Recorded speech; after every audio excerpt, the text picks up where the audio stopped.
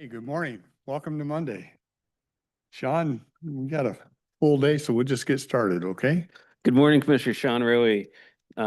This morning we're continuing from last Tuesday on our rural development presentations. Once again, time for you to ask any questions, issues, or just general knowledge on the projects. First up today, we have the Cowlitz PUD. I'd invite Steve Taylor up to join me and have a presentation here. Do you want to take the center there? Great.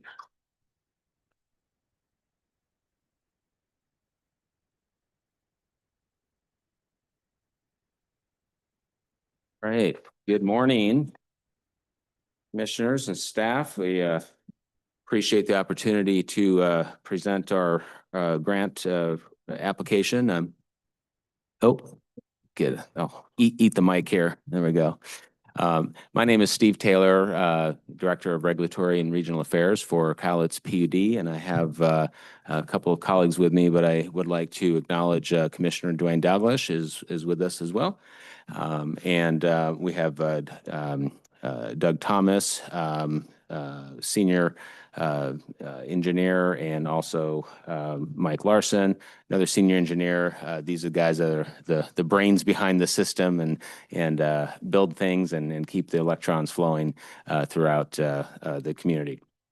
So I'll just go ahead and step right into this. Please stop us at any time with questions. Go. What we have here is a project to upgrade the feeder that runs from the Castle Rock substation north along I-5 to exit 52. In summary, this project would replace a little over 4 miles of vintage undersized power lines, and it would replace that with modern distribution transmission double circuit facilities. So it'd be a 115 kV transmission with a 12.5 kV distribution underbuild. The purpose for this, it would expand PUD's capacity to serve commercial and residential electric load growth in the North County, provide for economic development. It would also accommodate deployment of public EV fast charging facilities along I-5, as well as the retail support services for I-5 motorists. And it would also be part of the overall plan to improve service reliability in the North County and lay the foundation for long-term growth and economic development at the northern edge of the service area. The proposed project budget is for the priority phase. You'll see there's 2 different phases that are talked about in this project, but the overall cost is estimated at $4.5 million. That's a conservative cost, the request that we're making today is for $400,000 that would cover for the design and the engineering of the project. Next slide, please. And we'll talk to Mr. Larson here. He can tell us why we need this line. Good morning. So I'm just going to touch real quickly on capacity, and I'll probably take it back just a little bit of, sort of the basics. So sorry if it gets a little too basic or anything like that. But ultimately, for our electrical infrastructure, capacity is all dependent on where the load lands.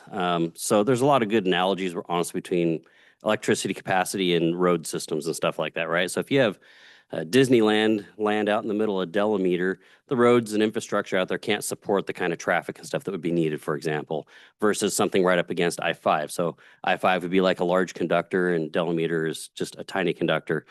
And so we're ultimately impacted when it comes to capacity about what's the size of the wires and the conductors and the infrastructure that's in place in that area. The other thing we have to consider with capacity also is we're not looking at today, everything's perfect. All the substations are in, all the feeders are turned on. It's a nice mild temperature outside. Everything's cool and comfy. When we look at capacity, we have to consider it's 108 degrees outside and we have a substation switched out because maintenance need to be done and somebody gets out of control with a vehicle and takes out a pole. So we do what you call an N-2 analysis where we take any 2 facilities out and we need to be able to provide reliable power to the customers that are in that area. So focusing back in on this particular area, this system has got small conductors. We plan for what we call organic growth, so people show up, they're building homes, the load grows slowly over time. Especially up in this area, we historically haven't seen a lot of demand or growth in that area. And so as we've, planned out for the system, we've made plans long-term to make improvements out there. There's some property up off Barnes Drive that we actually just purchased here a year or two ago for an eventual substation up there, recognizing that, well, load's probably going to grow in this direction, and we're kind of out at the end of the power lines for what we have. But when we start talking about larger loads showing up, we've had inquiries in this area for EV charging up at like the space age fuel area. Weyerhaeuser had reached out to us to ask about some facilities they had up there. And right now, the capacity for our system, to be honest with you, we're at about what I'd say is about 25 kW. For that, it's a super hot day, a bunch of stuff switched out, which is about enough for about 3 or 4 homes. So we have been making plans to make some improvements out there. But we have some commercial loads that have been inquiring and stuff like that. And when they start to see what the cost is to make these improvements, it ends up not being cost effective for them. So they end up, going, well, all right, call us again later on when you guys have got more infrastructure in place. So, so that's what we're talking about for capacity in that area. So Basically, the line is at capacity. the line is at capacity. So Did you say 3 or 4 homes or 3 or 400 homes? homes, 3 3 or or 4 4. homes. Wow. So And it's that incremental cost for the next development that wants to come in. It'd be different if you have, let's say, a large manufacturer is going to come in, make a $100 million investment. They could build a good portion of what's needed. But if you have a retail or commercial business or even a new home development wanting to come in, the cost to upgrade the facility would be prohibitive for that development. So it does, in effect, stop any kind of meaningful growth out there until the new line can be served. And actually, I'd say real quick too, is honestly, is prior to space age showing up, right? So that was kind of the first sort of larger load that showed up out there. The growth was slow out there. So when space age landed and really took off and getting going in business, this is when it really started to highlight this area as we started looking at things and kind of going, all right, we need to start making some improvements up there. So we're planning for those. But much like a lot of other public infrastructure, those upgrades and stuff don't happen overnight, right? So we have to plan for these things and kind of lay out some budgeting and some costs and stuff like that to make these improvements and stuff like that. So that's where we're kind of moving along here now. So Next slide, please. And if we can have Mr. Thomas talk about the project itself. Yeah, as far as the construction side of things, what we would be doing is coming from Castle Rock Substation, which is kind of there along the Cowlitz River and A Street, kind of that yellow box there at the lower portion of the map. And we would replace all the poles, wood poles, larger conductor, like Mike said, to carry the capacity of the amps. And we'd go all the way up to Papa Pete's, which is kind of right there at Spirit Lake Highway and I-5, exit 49. And then from that point forward, heading up north of Pacific Highway, we'd do a transmission line, 75, 80-foot poles with a distribution underbuild to the space age area. And then that's kind of like Steve said, that's the first build out. And then ultimately what we would do is continue with that transmission line and that underbuild to that aqua teal colored line that's kind of west of I-5 to the Barnes Street substation, Barnes Drive substation, and tie into that. And then furthermore, ultimately, we would go where that orange line is across the Cowlitz River back and tie into a transmission line that's on West Side Highway. And then that would be a complete loop there to provide better reliability and service for customers along I-5 and West Side Highway and then up in that space age area. So slide, please. As mentioned earlier, in terms of the funding package, the overall cost estimate for the priority phase, which is the focus of this application, would be 4.5 million. Full build out would be 5.3. For the priority phase, we have made a request for funding with Congresswoman Perez and Senators Murray and Cantwell for 2.75 million for fiscal year 2027. This time, the PUD would fund 1.35 million out of its reserves. And again, we're requesting 400,000 for the design engineering component through the rural public facilities application process here. So hypothetically, a project timeline, if we were to receive funding from this program here, we would get started in June for basically budget about a year for the project design. And then assuming other funding is secured from the federal resources, we would, in January 2028, we would go to bid and with a proposed construction start date from May 2028 to May 2029 to have the 4.2 miles completed. And that would allow us to accommodate new development, obviously along the line along Pacific Highway, but also focused on the exit 52 area. And we know that there are commercial interests that are looking. And there are also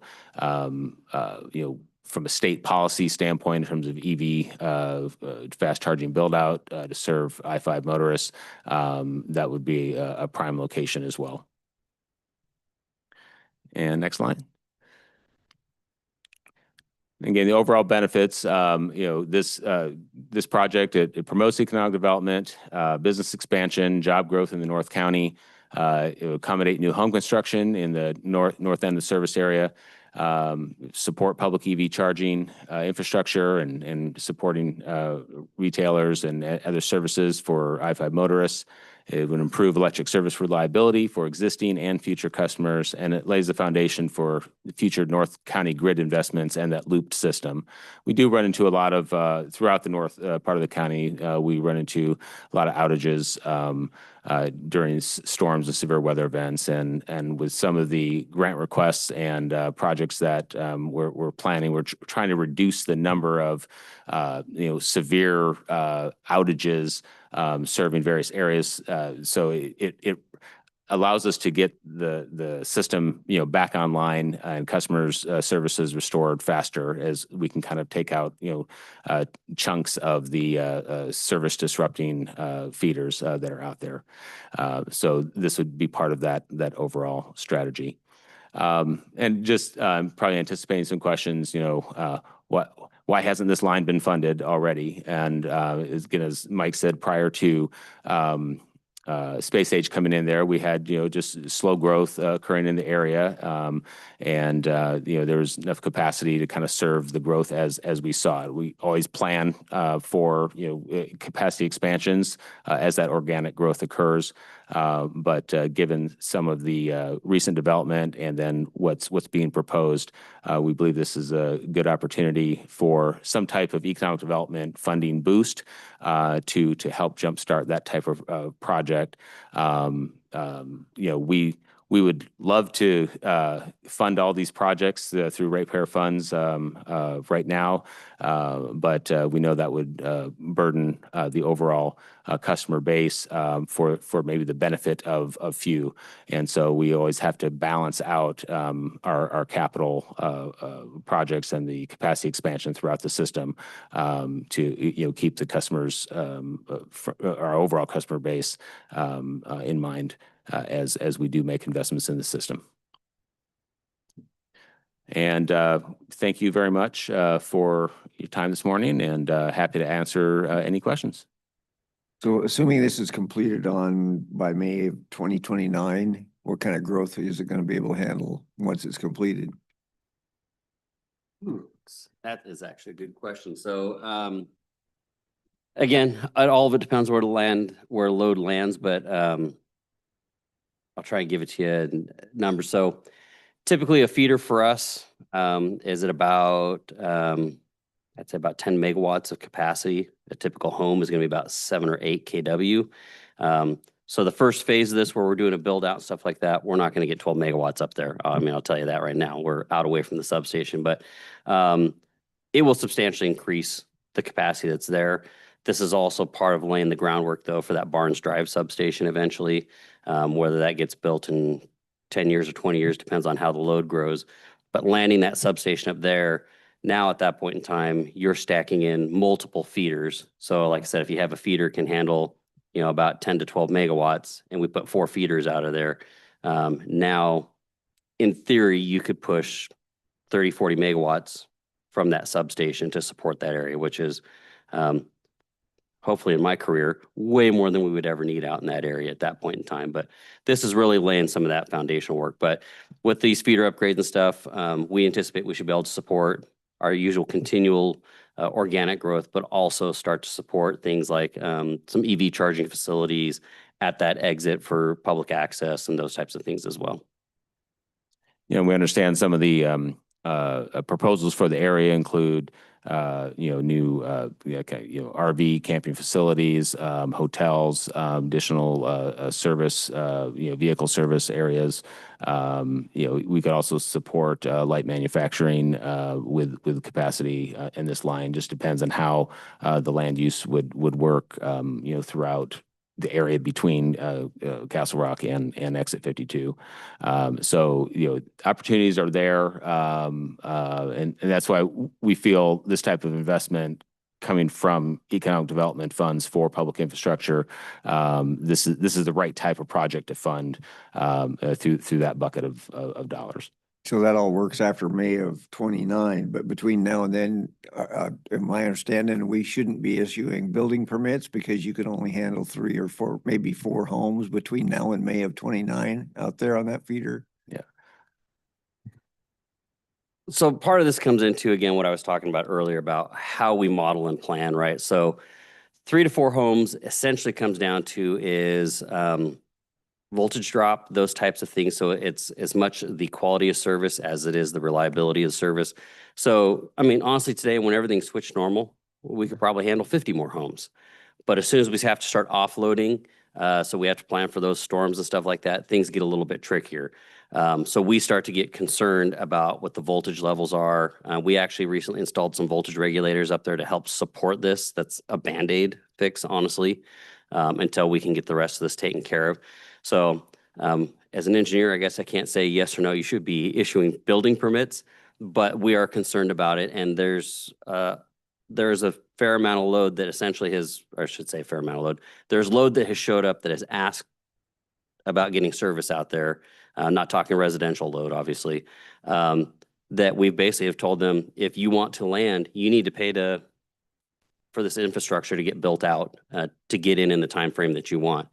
And they've had to say, we can't do that. So in a nutshell, we've given them the option to say no, but that's what it takes. So it's tight up there. I mean, it really is. So we're concerned about it. And we're moving as quickly as we can from our side of stuff as well. So between now and then, we need to recommend gas and not electric homes. I don't know how much gas is available there either. Yeah, we do believe in diversity and energy diversity. So Yeah. Is this kind of pretty much in this Barnes exit area?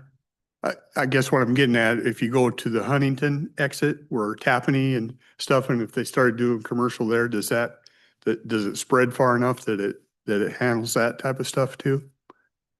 Huntington, is that where the CT6? Okay. This would help support that, but you're starting to get a little further south. So I would say Do you have these kind of issues there? Do you know? there are limitations there as well. We're fighting this continually, always around the county, whether you're in the Woodland area, the Castle Rock area. I mean, about the only place that, we don't wring our hands too much over capacity is, Longview over by BPA. Yeah. But okay. most everywhere else, this is one of many cogs in the machine that is constantly moving and turning and stuff like that. So there's inquiries down in that area as well that much with anything. I mean, I don't know if Steve touched on this, but generally speaking, as a public agency and being ratepayer funded and stuff like that, we have a philosophy of growth pays for growth, right? So most of the time, we try to turn around and essentially go, all right, if you need these facilities or the system has to be upgraded for your load, then you need to pay for that. It's not the responsibility of your neighbor to pay for that. But we start to get into circumstances where, again, beyond the engineering side of the world, but you start talking about economic development and funding and how you attract that and stuff like Yeah.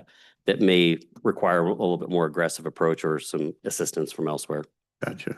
Okay, thanks. Steve, is this the project itself as far as like permitting goes, because we have existing lines there? We're not gonna run into any issues with that based on our conversation on Thursday that we had with Concern right of way at all. No, typically, most of that line is built along the road, and so we would just get road permits, and we'd get a I-5 crossing permit and probably a DNR permit for the river crossing, but we have those in place because there's an existing underground line across the bridge now. But yeah, I wouldn't see any issues with getting that. Just a matter of going through the processing and getting the permits. I like that you're looking at this from the economic development perspective. Because per that conversation on Thursday, we're turning away opportunities because we don't have the infrastructure. Obviously, there's also a supply problem there too, but whatever we can do to be proactive with regards to our infrastructure and be inviting to opportunities, I think it's good. Yeah, I appreciate that. And also, we wanted to point out, there is an investment. We're not asking for the feds and the county to come in and pay for this entire project. There's an investment that's, part of our overall system costs for the upgrade. This is really a matter of, do we see a need? Do we see an opportunity? And are we able to, piece together a good funding package to make this happen that can maybe help jumpstart some development in the North County, and whether that development is commercial around freeway interchange, but also does this support future residential development, which we know there's a shortage of affordable housing out there.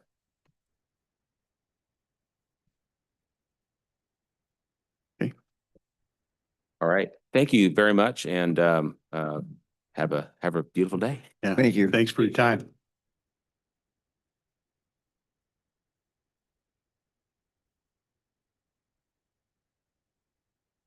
So next up, we have the Port of Woodland. And the first few slides may seem the same from last week.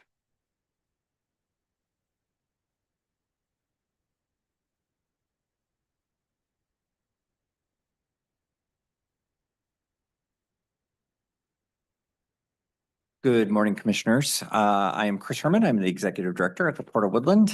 And I want to thank you again for the opportunity to bring our project before you. We're looking at continued build out of the master plan development at the Roseway Industrial Park. If you recall, in 2024, the initial 2 buildings at the industrial park were christened and are currently full. And in fact, all of the port's, as of Friday, buildings are full. We signed a lease for a building on Portway just on Friday. So we're bringing a new diesel mechanic to the county, moving up from their current facility that they've overgrown in Ridgefield. So we are looking at the opportunity to continue to provide small manufacturing space in the South County. Next slide. So just a quick overview of the presentation. Next slide. So again, Roseway Industrial Park, this second phase, so the full build out will ultimately be 6 buildings. These are really designed to be small manufacturing or distribution sites. and 2 of those have been completed. This project that we're looking at here would construct an additional 2 buildings, Building A and D, as well as complete the full site design. So it's a total of 43,000 square feet that would be developed. Our overall request, I really wanted to bring to you the full view of this, and certainly from a small organization. Our request is for really looking at a partnership. So we are requesting $1.2 million over 3 years. So the initial request for 2026 would be $300,000 to help us complete the full site design, and then construction both in 2027 and 2028. We'll get a little bit more into detail on that in the next slide. So again, this is the full site design. This is on the corner of Guild Road and Roseway. If this picture is already old, because if you look to the south, Trammell Crow is constructing the 2 largest buildings that will be within the city of Woodland.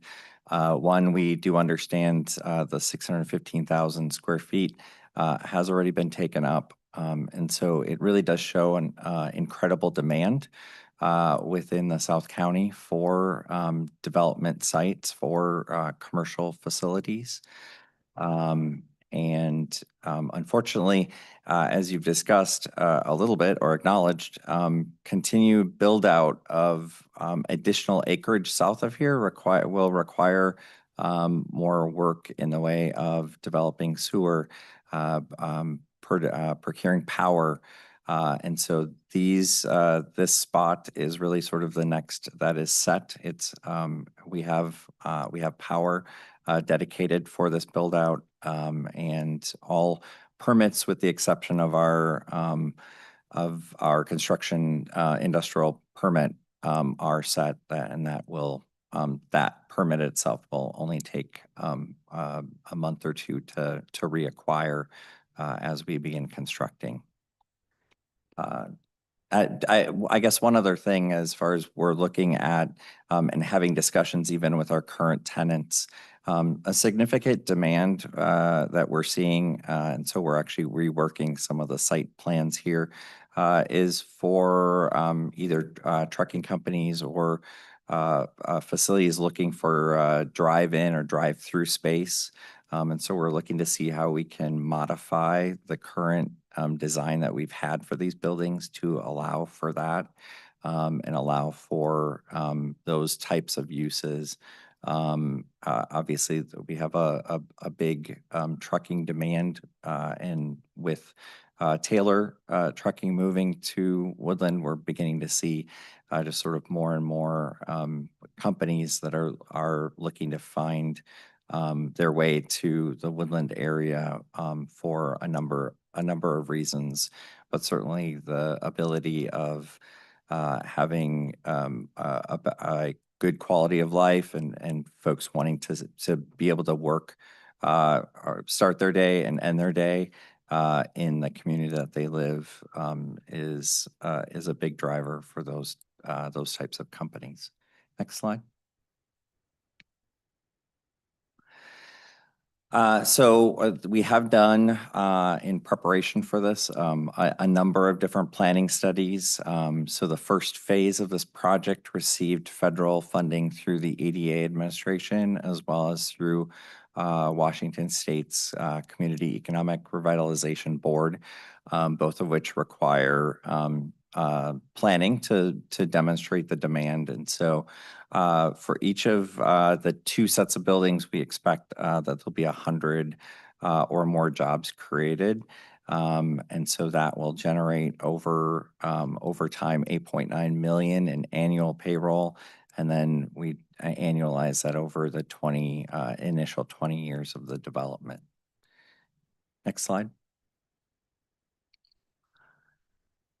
I talked a little bit about the planning, and so we have worked both with the Council of Governments as well as the EDC. And let's go to the next slide and I can talk through the funding plan.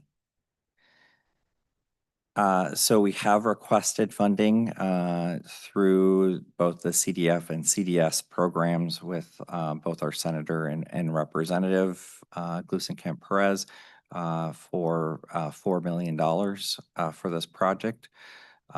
We would put in an application for CURB through their Prospective Development Program for $3 million. We do believe that as we get closer to full build out, we'll actually have a committed partner, which will enable us to increase our request through CURB. And that will make the project be able to fund the project more quickly. Again, through the funding request here and then some of our in-kind. The overall project is $8.8 million. So, and again, the specific request for this year is final site design of $300,000. And then you see both the requests of 2027, 2028 of $300,000 and $600,000. Again, this is really designed to give you the full perspective of the project and what it takes for a small organization to fund a pretty big project like this. We do think the partnership is valuable, but we would recognize if you opt to just fund a portion for the current year, that would certainly be acceptable, and we will be able to use whatever we can get. So, next slide. So just a little bit about the timeline. Again, we're pretty shovel ready, have the engineering reports done, and we have our construction stormwater permit that we would work on in early next year.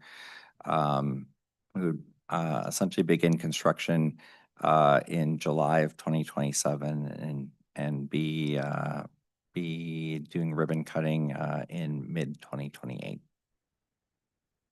Next slide. I think that's it. Happy to answer any questions. Again, thank you for the opportunity. There's a significant demand as we're talking with even our current tenants and looking at 3 and 5 year growth projections that we have some significant opportunities to keep, build, and grow small businesses.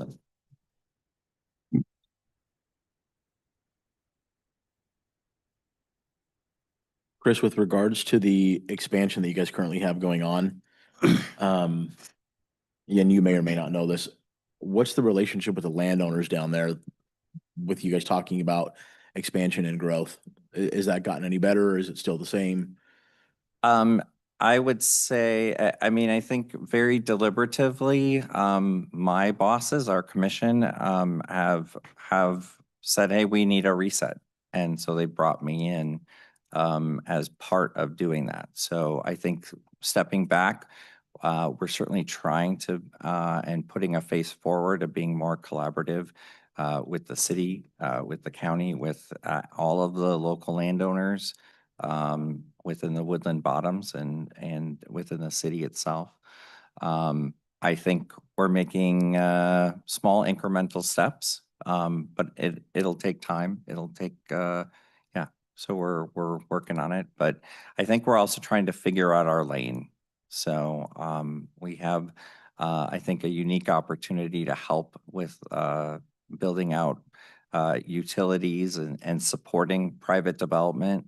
I think, as I said last week, we know we're not a Trammell Crow. We're not capable of being that, but we can certainly participate and help the development that they bring, because all of it helps with the local economic development.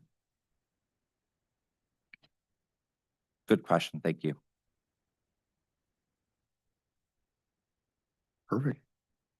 I guess real quick, I know that you're new to the position, but I'm just wondering if you have any feel for the growth that you're experiencing right now, what's going on at the port. Was any of that in your projections from the port 5 years ago? I mean, you're projecting now 3 to 5 years out, right? Yeah. And so 3 to 5 years ago, were they projecting this kind of growth? And did the growth meet the projections from 5 years ago? I mean, everybody has a tendency to do this hockey stick. We're gonna grow like crazy. We need this, we need that. Doesn't always turn out that way. Yeah.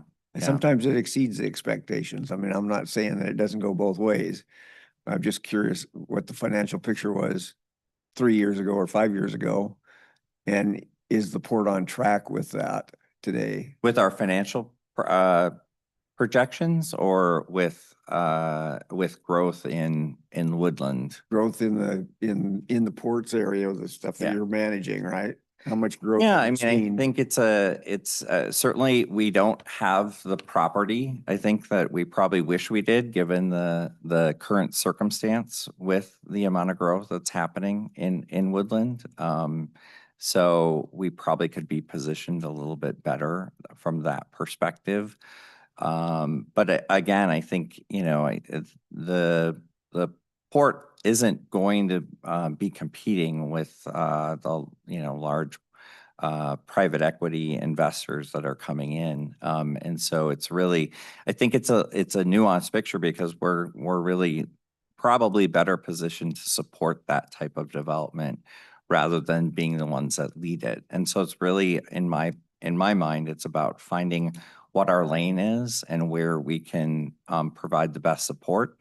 And there are, I think, a core number of small businesses that, we are able to help support getting off the ground and helping them grow. And so if that's a place that we're able to add more value, then I think it's maybe not where other ports find themselves as maybe being a leader within their economic development.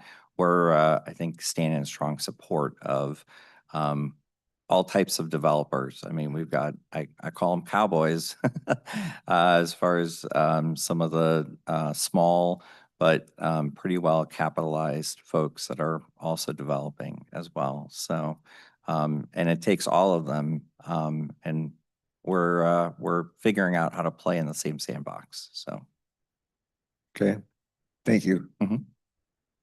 Chris, one question that I have with regards to, you're talking about the expansion and the growth.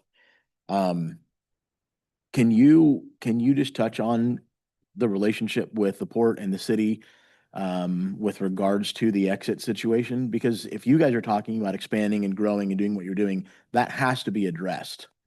And I'm just wondering what conversations have gone on, where you guys are with that, because we want to make sure that we're putting good money towards good projects that are going to be successful, long term. And that is an issue to me that if that hasn't been addressed, I'm not sure, it doesn't matter what we do down there, we're going to have problems. Yeah. Well, the city's next, but we have had discussions, and the city is advancing an exit 21 strategy, and I believe they've now are beginning to take a look at exit 22 and the need to make some modest investments and improvements there prior to 21 heading into construction.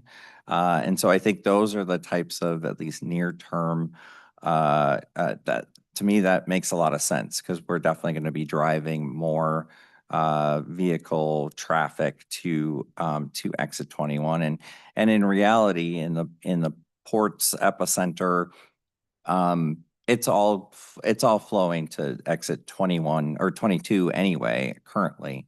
And so I think if we can hopefully make some modest investments into 22, that will help. But it's a good point as far as making sure that those projects move on time, because we're already very close to, if not over capacity, certainly at peak traffic hours. Well, I think it's something that the county, the city, and the port are going to have to work in conjunction, because we're addressing Dyke Road and the issues that are on that road. So there's, as we move forward with these projects that you guys have, I think it's going to be vital that we communicate and work with each other as we move forward, because like I said, we can do all sorts of stuff in those bottoms, but if that exit situation isn't squared away, I think we're just wasting our time. No, understood. Thank you. Thanks. Thank you. Thank you, Chris, and thank you to Port of Woodland. Our next applicant will be the City of Woodland. They're making their way up.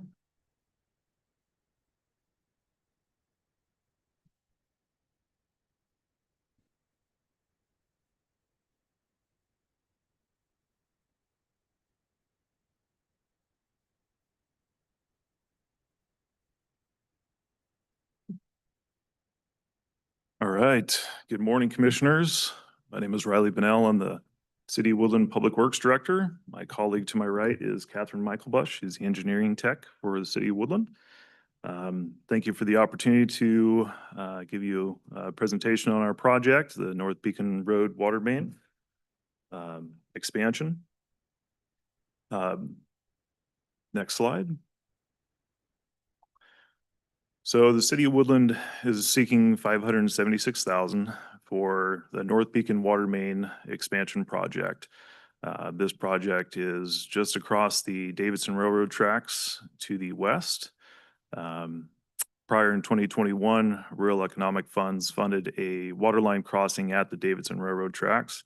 To get water, it would be our fourth water crossing to the west side of the BNSF tracks. This expansion would allow for future expansion of industrial commercial space from the Trammell Crow southern boundary line. At this point, we do not have substantial water infrastructure in order to handle a large industrial commercial presence south of Trammell Crow, North Pekin. Next slide. So this project would be installing 1,216 linear feet of 12-inch PVC C900 and 82 linear feet of 16-inch PVC C900 water main. This would connect the existing water infrastructure that we have present at Caples to the north and North Beacon intersection down to the Davidson Railroad tracks. This project really just emphasizes a key point of infrastructure when we talk about the port growth for domestic and fire capacity. Without this key piece of infrastructure, those projects would not be able to move forward necessarily. We have multiple industrial complexes in that area that are actually putting in holding tanks for their fire suppression flow. So with this project, would give sufficient fire flow for those commercial industrial buildings. Biggest thing too is with this project, it promotes industrial commercial growth, therefore increasing land value in the bottoms off Caples and future expansion to the south. Next slide. So current status of the project, matching funds for this project has been secured. The city has about 97,000 in design and engineering for this project already complete. This is shovel ready.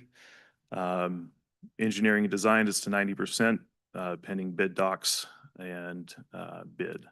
Geotechnical pavement report has been completed and we are ready to move forward. Next slide. Project timeline. We are looking at project completion in November of 26 pending funding. If this key piece of infrastructure is not funded through this program, it would fall back on a developer-driven infrastructure project to move forward. The city has spent about $5 million in the last 3 years on other city infrastructure along the lines of well maintenance, city treatment, filter rehab, a brand new reservoir for the added capacity needed to expand the industrial commercial areas on the west side of I-5. This is just not a key piece of infrastructure that we're ready to move forward with at build out at this time. That is it.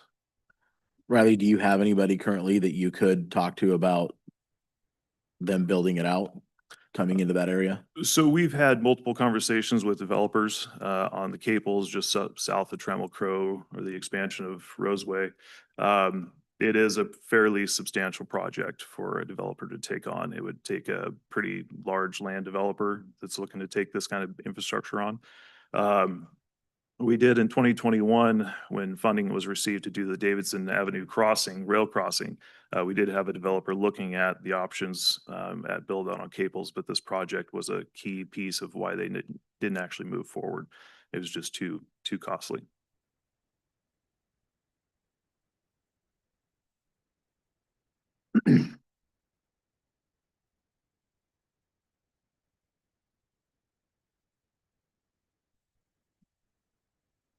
Any additional questions? I'm good.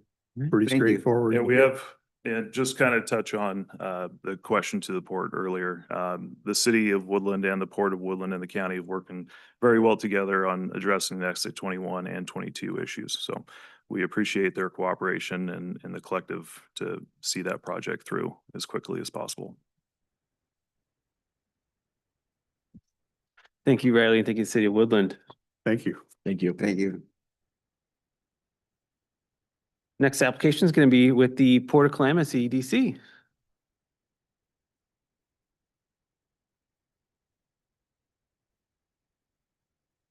Good afternoon, commissioners. Good morning, sorry. Don't want to rush it.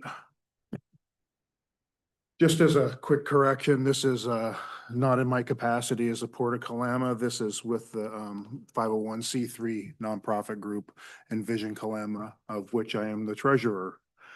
So our project is a cooperative with Cowlitz Economic Development Council. They're the applicant in this case, and Ted Sprague couldn't be with us today, but gives his support, and also his board of directors has voted to support the application. So strong support there. As the rest of the project is Envision Kalama, I'm perfectly able to present the project and would have anyways last week. So the decision to work together with Cowlitz Economic Development Council is they have the already established route for rural development block grant funding.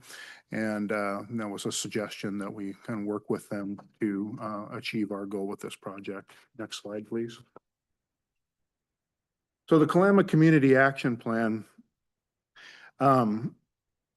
Envision Kalama, as I said, is the project manager, and then we would hire a consultant for the actual work. So it's the Cowlitz Economic Development Council would just be in the role of being the fiscal agent for the project. Next slide.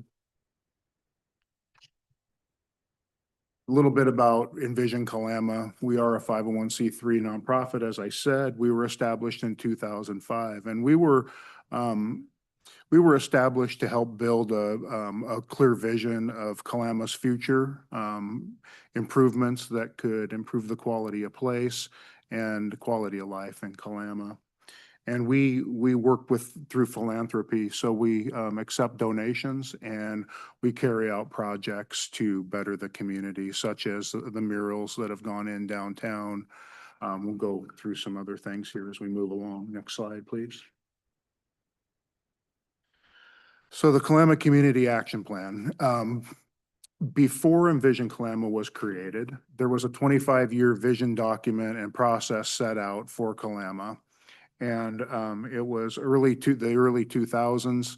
And this document included 34 specific projects that the community as a whole bought into as benefiting Kalama.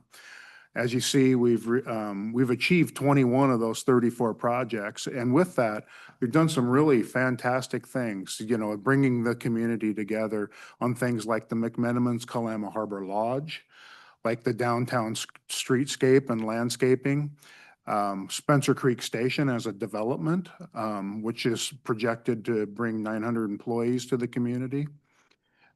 Discover Kalama, which is a tourism marketing effort in Kalama. And Envision Kalama was actually a part of one of the tasks on that original plan, the Kalama Community Action Plan. So Envision Kalama was born almost immediately after that original plan and became kind of the shepherd of the plan. Next slide, please. So this project in particular, what we'd like to do is, that plan is now 26 years old. The 25-year timeline on that has eclipsed, and we'd like to develop a new plan. As you've seen, it's been very successful at creating jobs and projects to beautify our community. We have a $55,000 project, and we're making a $40,000 request to the county to support this project. The other $15,000 will come as match from the combination of the city, the port, and Envision Kalama itself. And our goal with this project, one, is to engage a diverse subset of citizens.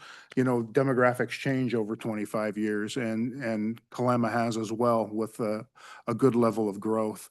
And we'd like to bring everyone together around a common goal, a common vision for Kalama.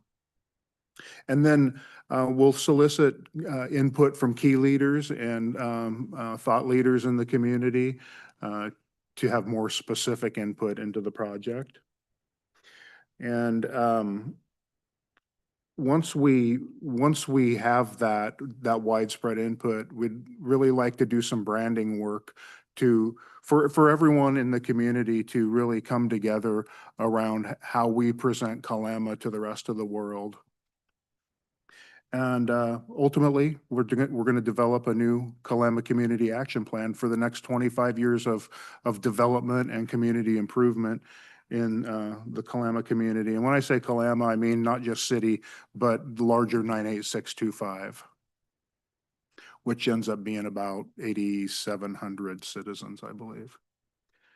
Next. Next slide. Oh, that's the last one. I thought I had at least a thank you at the end of it. I guess I left that to the subjective. You know, I just really want to thank you guys for your time. And I know you deal with a lot of good projects, bricks and mortar, and as have I sat before you with those projects before. And what I'll say about this project is it's a very small investment for a massive amount of impact. So while the Kalama Community Action Plan of this project isn't the thing that builds the Kalama Harbor Lodge, it's the thing that sets the stage in the community for the Kalama Harbor Lodge and for these other developments. And it's really that proactive planning that allows us to bring those kinds of projects to fruition with a fair amount of ease in our community, because others have already bought into the plan and support that vision for Kalama. So I appreciate your time and, as always, your consideration. Thank you. Questions? Thanks, Eric. Pretty straightforward. All right. Well, thank you Thank guys you. very much. Yeah. Thank you, Eric, and Envision Kalama. Apologize. Vision Kalama.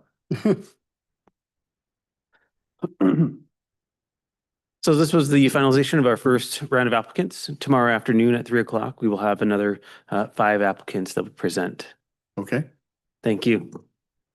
Thank you, Sean. Okay, we can head into, thank you guys. Thank you. Thanks for coming. Head into agenda item review. I see, George, you're first on the list here. Jessica emailed back, said she does. She does. Yeah. Yes.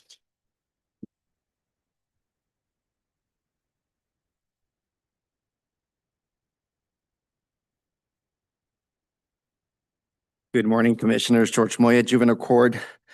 On tomorrow's agenda, you have 2 motion items. Motion item number 5 and 6, based on the agenda that was distributed.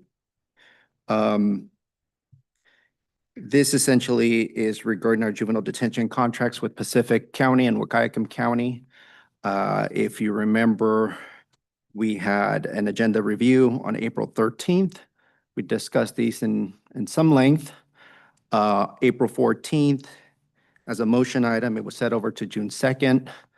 I can give the board an update on this, that since the April 14th meeting. I've had conversations, worked with our risk pool, reached out to legal as well. And I'm not sure if you received my email that I forwarded from risk management with their recommendation to essentially terminate contracts with other counties. The exposure to liability and litigation was just too great of a risk. In speaking with legal, based on that recommendation, they agreed that the risk would be too high to even entertain any sort of language that would be in these contracts.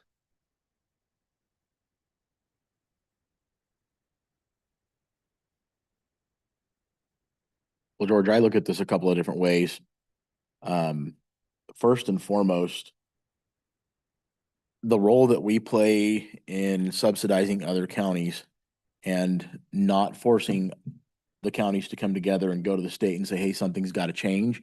If we've got 4 or 5 counties that we're subsidizing, there's no urgency or pressure for them to do anything with regards to getting the state to change anything. And so that's one for me. The other is the liability situation it's a real issue. And right now, under the current circumstances with no statute of limitations, who knows how long that this could go on and how long we would be exposing ourselves to a liability for an amount of money that we're subsidizing in the first place. So I think it's I understand we've had a long-standing relationship with those counties, and I would rather do something sooner than later to give them the opportunity and the time to find something else. But I think that it's a move in the right direction. When do these expire, George? They're technically expired, but we do have that bridge until the board makes a decision. So normally we continue with business under the old contract.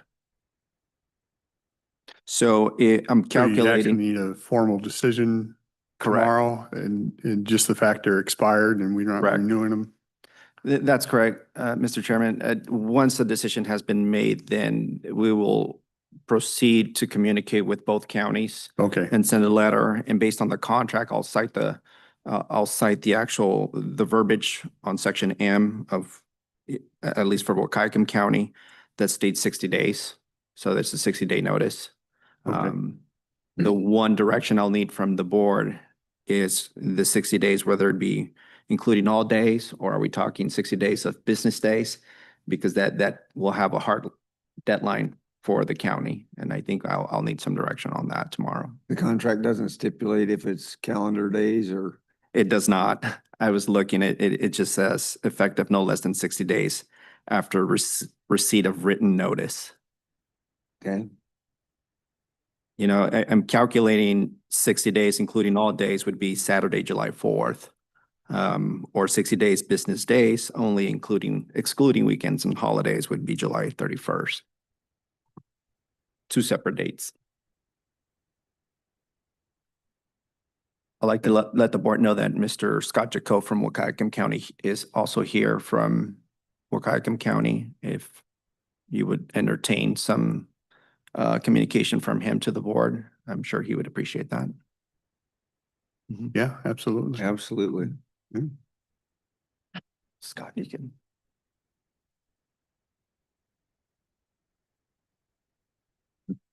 Hello and good morning to the board. It sounds like you're already leaning towards a decision, but I'll make my pitch anyway. We did receive and review the email from the Cowlitz County Risk and Safety Manager. Our Wahkiakum attorney indicated to me that we could cover the $100,000 deductible for any lawsuit filed pertaining to a Wahkiakum juvenile detainee. It would also make sense if Cowlitz were to pass on some of the costs of your SAM insurance to Wahkiakum County. So if those two things were added into a contract amendment, that would be fine. And then also, if the proposed cost of $250 per day is not sufficient to cover the actual or the real cost, I would ask if Cowlitz County could determine a cost per day amount within the contract amendment that I could then take back to the Wahkiakum board for their consideration. So that's my pitch in an attempt to save the contract without Cowlitz being burdened with any costs for our kids.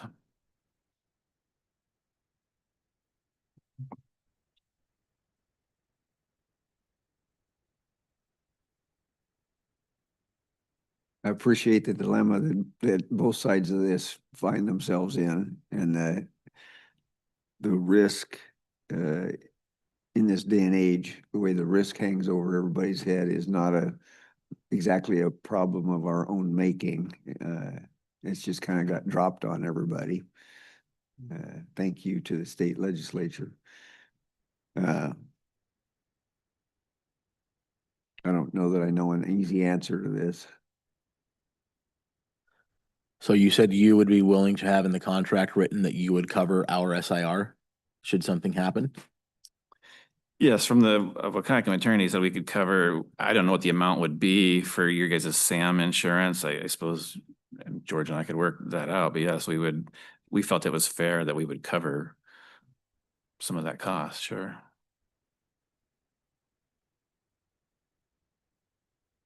Shelley, do you know what that number is? I do not. 100,000?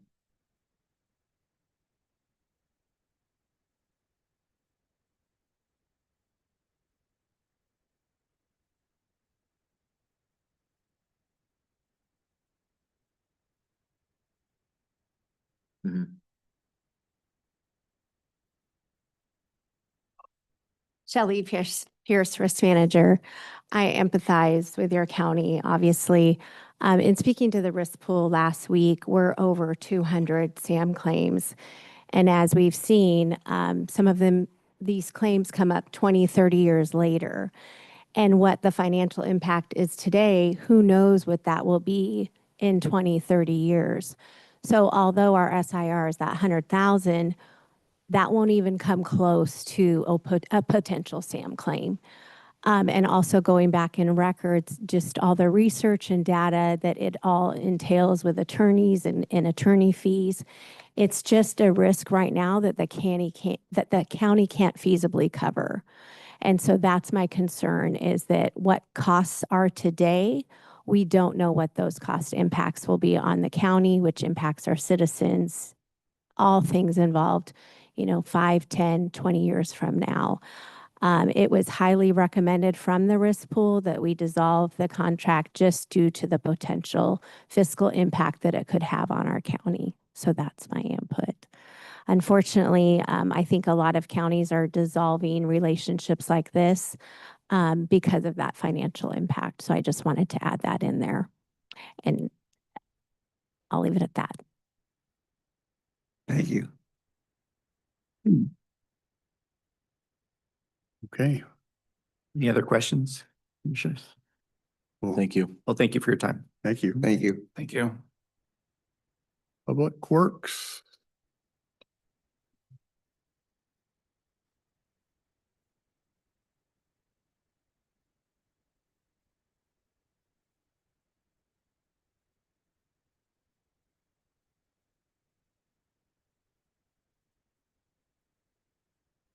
So good morning, Susan Eugenius, County Engineer. We have a fairly straightforward item on the consent agenda this week.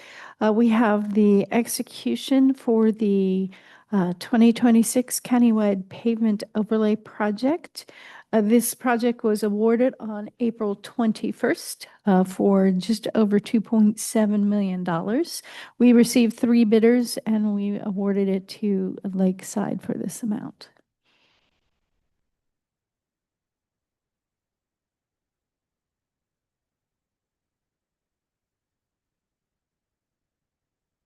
The fact that we got 3 bidders and Lakeside's the only one in the area. I mean, they're the closest sense.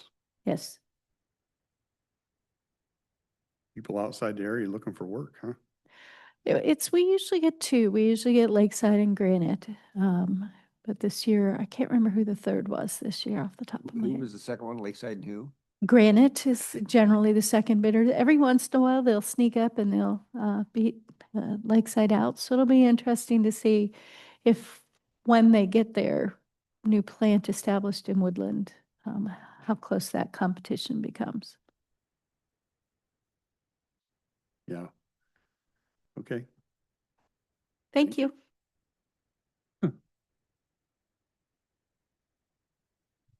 Event Center, Kim.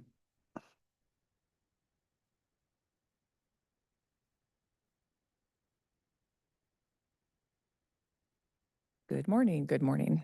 Now the microphone's on. Kim Bocut, Cowlitz County Event Center. I've got two items on the consent calendar for tomorrow.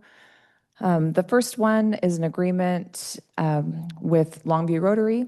This is a large grant that was approved by the Lodging Tax Advisory Committee. And this is the first, I believe, of two that will come before you. The Longview Noon Rotary is going to be renovating Martin's Dock over at Lake Sacagawea, and the Lodging Tax Advisory Committee voted to grant them up to $60,000 in a reimbursement grant to help fund that. Is there any questions before we move on? And the second item that I have on the agenda is also a continuation from last week. It's a personal services agreement between the Cowlitz County Event Center and Watson Creative. This is to help us develop our we'll do some research analysis, brand development, and help prepare a comprehensive marketing analysis for the event center. This is up to $50,000 and will be reimbursed by the Public Facilities District. Kim, do you know what they're planning on doing at Martin's Dock? It is like an amphitheater so it currently kind of has a natural slope up, and they're going to be putting, it looks like maybe a shell behind it and some step seating. And The long range plan is an amphitheater. They'll tier some of that and build a stage. I think they're doing some upgrades to Martin's Dock itself too. correct. I have their grant application in front of me. Let's see if I brought that part of it. I know I brought the photos. The larger project is to rebuild the failing Martin's Dock and add an amphitheater. The funding that they're requesting is for the architectural, environmental, and permitting costs. And I do know that they have multiple grants that they applied for. The total project budget was $300,000.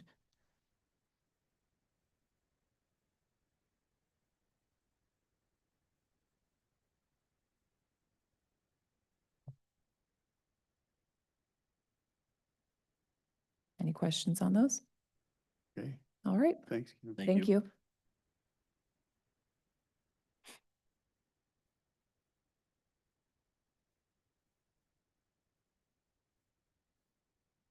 I was just going to say, who's going to talk about this next one? Yeah, Bailey Silva on behalf of IT.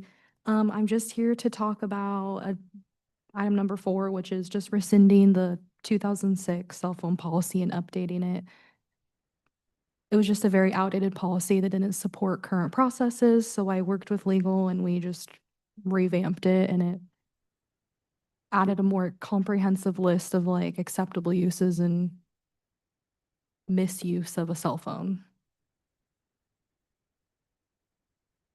So we brought the policy up to current practice. Yes. Okay. There was a lot of language in there that just doesn't apply to cell phones in today's world. Like no using it as a clay pigeon? Yeah, or reimbursement for phone minutes or text messaging minutes. Yeah. Okay.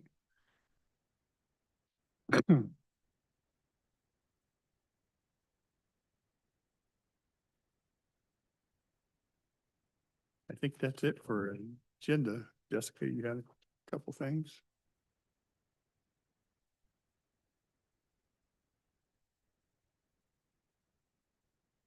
Good morning, Jessica Warren, Human Resources. I do have one request from Corrections, Offender Services, looking to fill their programs officer position. The employee just left last week or the week before last. Marin's here with more information on that as well. This is a position that oversees our electronic home monitoring, out of custody work crew and community service programs. I'd like to move our part-time person to full-time. sorry, and take a reduction in our extra help to assist with the budget.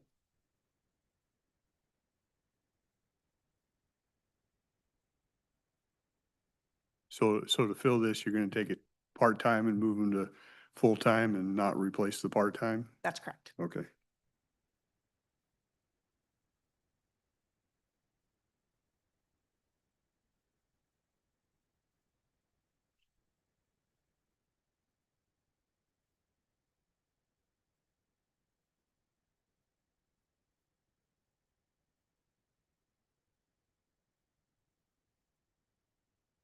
Okay.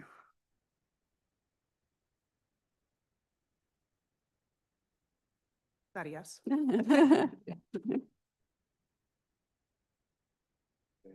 Yep. Okay. Thank you. Thank you. And that's the only request I had this morning. Okay. I know we had a request here. I don't know that we actually on the employee party. And the recognition thing, yeah. That's an expense item, and I think we can just do right here. We're just talking about if we should continue that or we should delay it this year due to budget. I would kind of vote to delay it or eliminate it this year. The barbecue and Yeah. yeah, I think delay it. What about the Excellence in Service Awards that we've Right. already got? That's for department heads and other electeds. Bailey was telling me that we have that budgeted already. And she was wanting to know if I guess they were supposed to be awarded quarterly when we took that over from the auditor. Do you know anything about that, Right. Kelly? The excellence in services just yearly. So it's an annual award.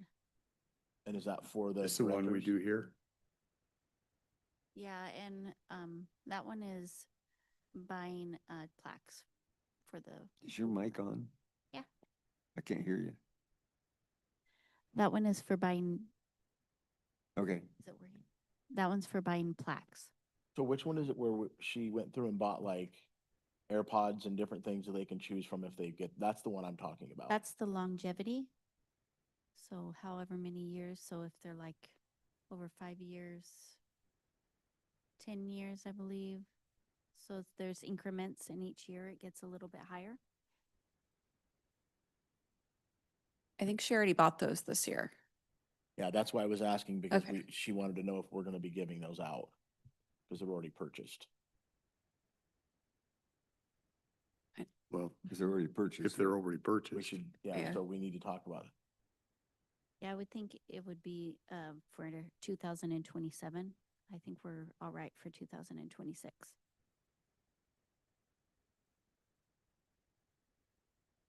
I don't know what Bailey's purchased or not purchased, so I can't speak to that, but those prizes, they're like the 5, 10, 15, 20, 25-year increments that employee gets a longevity prize. And then along with that, they get like a rodeo ticket type thing. So I think that's what she's referencing. John, it sounds like we're already purchased for 26, so maybe as you're doing budget, we can just highlight those numbers for us before we approve 27.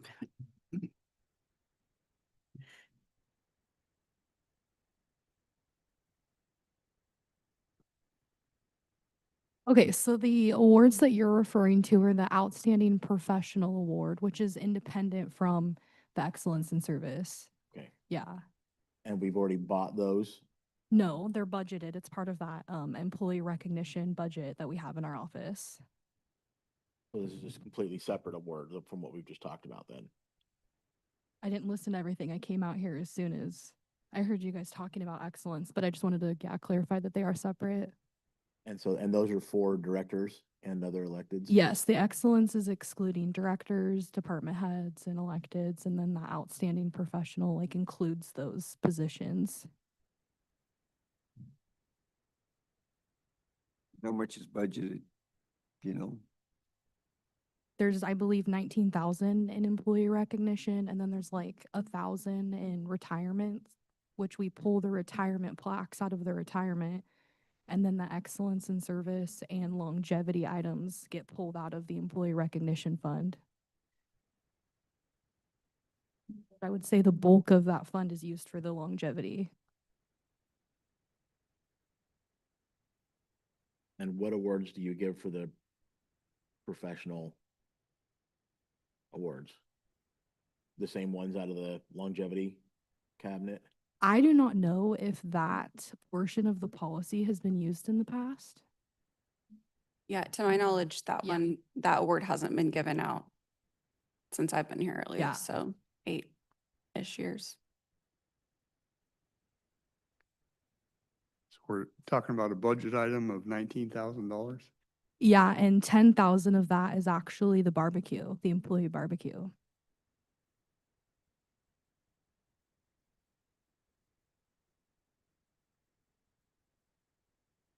Which I believe was done differently in the past, so I don't know if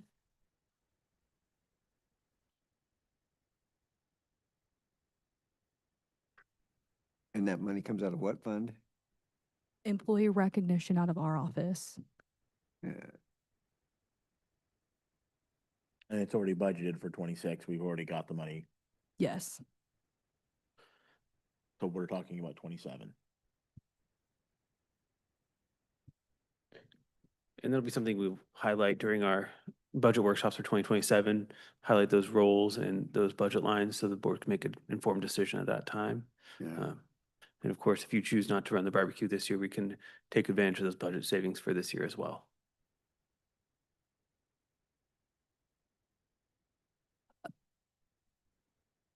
Okay. I've already signed the barbecue contract for this year, so if you guys want us to cancel that, just let me know.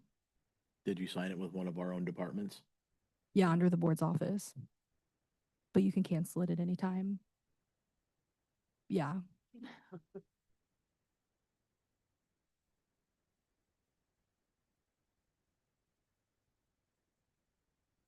I think it's in 26, but I think it's appropriate to look at 27 as you're working through that, Sean, if you want my opinion.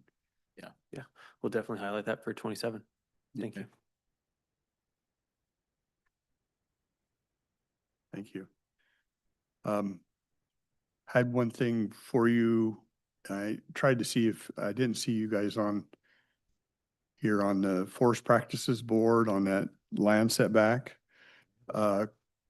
Clallam County, there's an attorney up there, the Port Angeles attorney, Carolyn Lake, is handling the brief, the amicus brief for the Port Angeles and Clallam County, and willing to do so for others wishing to join in the brief against that. I know Pacific County will join. I'm pretty sure Lewis. There's an expected cost of between $15,000 and $20,000. And if others, right now they have 2 people, if others join, that number will be prorated over the participants equally. I believe we have it into May to file, so time is important.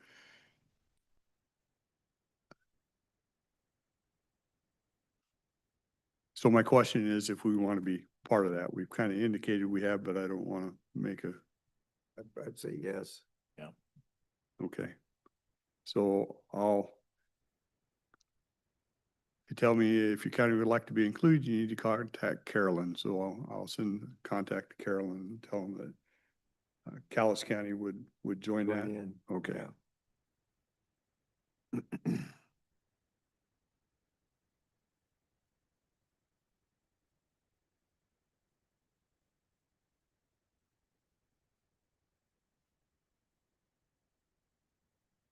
Okay, we have workshop coming at 11. I don't think we have anything till then. Any last thoughts? Okay, we'll recess till 11.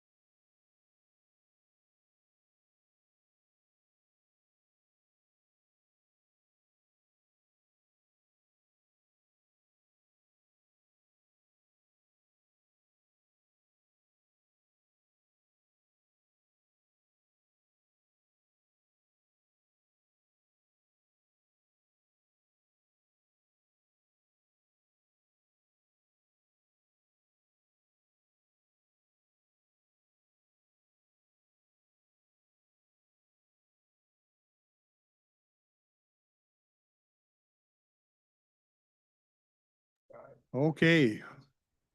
We'll come out of recess and fire up again. I got a little thing. This is a 11 a.m. a joint workshop with Planning Commission on an update to the county critical areas ordinance. Presenting today would be Adam Trimble, our planning manager, and Kyle Cotchett, planning with Facet Inc. Our consultant was the county's 2016 critical areas ordinance and recently completed Lewis County's update. We have 30 minutes for the presentation, discussion, questions, and comments as time allows. Full materials are online for review and some copies are available as well. There will be additional Q&A with the Planning Commission across the hall following this workshop. So you're going across after the workshop. Planning Commission Chair Mark Smith, Co-Chair Erica Rodman, additional staff, Sahara Cooey, Senior Planning, Cody Kritzker. You guys got to get easier names. Hey, with that, Adam, I'll turn it over to you. All right, thank you, Chair Dahl. We are, as you mentioned, here to present on this draft update. And we've got a presentation to give, so I think we'll start there. I would say feel free to stop us and ask questions as we go, or we'll make sure to ask for those questions as soon as we get through this.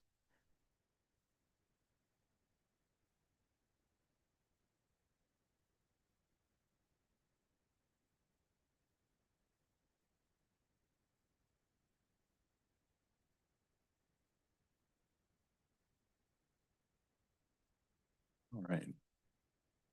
Take us away, Kyle. Hello, everyone. Yes, my name is Kyle Cotchett. Hope you guys are all doing well. I'm the environmental consultant from Facet, working with the county on the critical area ordinance update. And I'll be presenting our work with the county staff on update of the ordinance.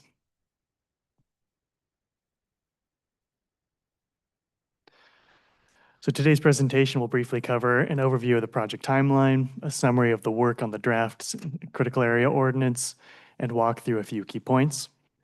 At the end of our presentation, we'll have time for questions and answers.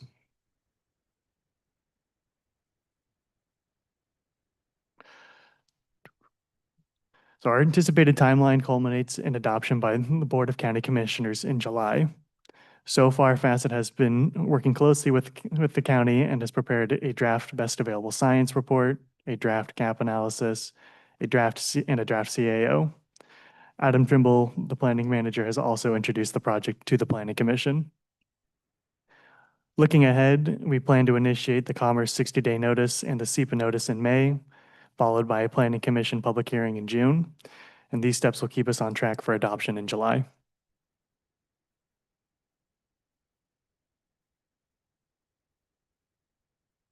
So why are we updating the CAO? Under the state law, local jurisdictions, including partially planning counties, are required to periodically review and update their critical areas policies and regulations on a 10-year cycle.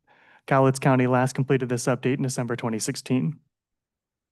As part of that process, the county must incorporate best available science to ensure these regulations continue to protect critical area functions and values. The state also requires adherence to the no net loss standard, meaning development cannot result in a reduction of those functions or values. To support this effort, Facet has prepared both a best available science report and a gap analysis to help inform the update. The county's deadline to complete this work is December 31st, 2026.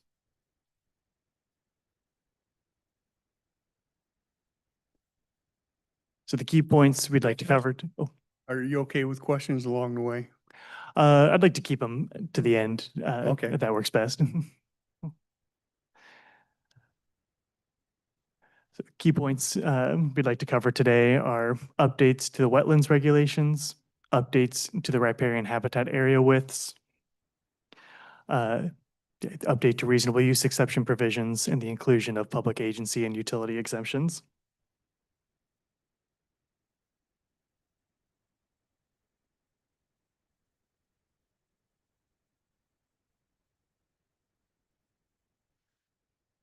So in October of 2022, the Washington Department of Ecology updated its 2016 wetland guidance for CAO updates, applicable to both Western and Eastern Washington. This guidance is intended to help jurisdictions implement the Growth Management Act requirements related to the designation and protection of wetland critical areas. The updated guidance outlines 3 different frameworks for administering wetland buffers. At the direction of county staff, the draft CAO incorporates the option 2 framework, which bases buffer widths on wetland category and the level of impact from adjacent uses, whether existing or proposed. We've also made additional updates to align with agency guidance, including provisions for functionally disconnected buffers, an assumption of well-established native vegetative buffer, and clarification of mitigation plan requirements.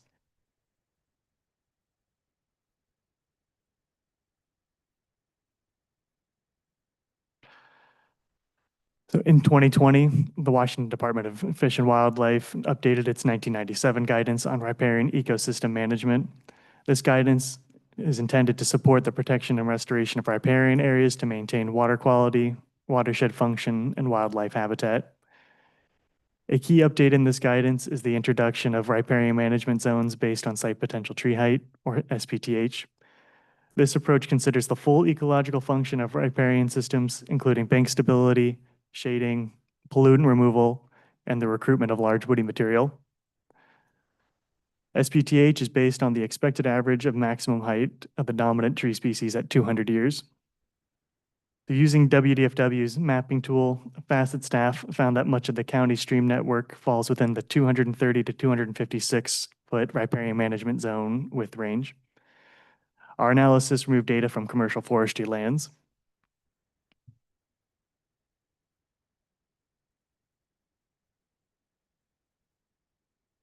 Currently, the county's buffers range from 50 feet to 150 feet. Based on best available science, we recommend updating these to 180 feet for type F streams and 100 feet for type NP and NS streams. The 180-foot recommendation is informed both by the SPTH mapping results and the FEMAT curve, which shows diminishing ecological returns beyond roughly 75% of one site potential tree height. Using this approach, we applied the 75% to the midpoint of the predominant RMZ range to derive the 180-foot buffer. The 100-foot minimum is based on WDFW guidance for water quality protection, which indicates that a 100-foot buffer can achieve approximately 95% pollutant removal and about 85% surface nitrogen reduction. Neighboring jurisdictions such as Lewis and Clark County have gone through their periodic update and adopted updated stream regulations utilizing WDFW's updated guidance. Lewis County recently updated its regulations using similar WDFW guidance, though it did not fully apply the recommended 100-foot minimum for water quality protection, which is a deviation from best available science.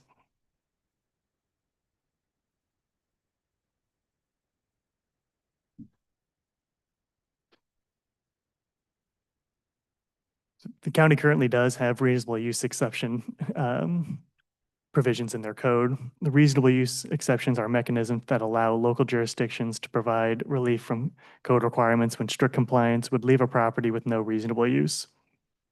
So we are proposing updates to improve alignment with the no net loss standard, as well as to provide greater clarity and consistency in administration.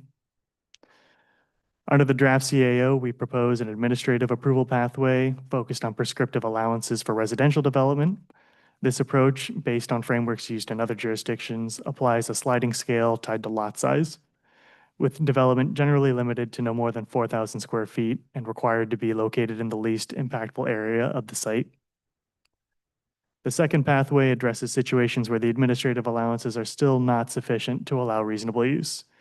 In those cases, an applicant may request a determination of reasonable use specific to the site, which would be reviewed through a quasi-judicial process.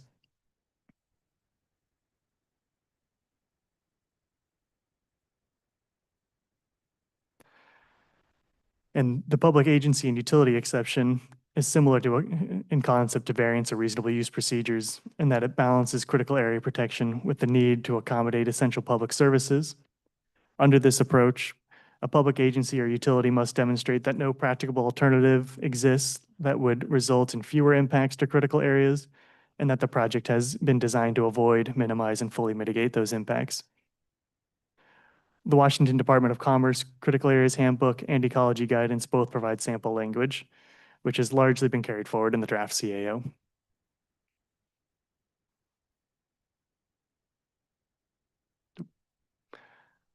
We do have some time for questions and answers now.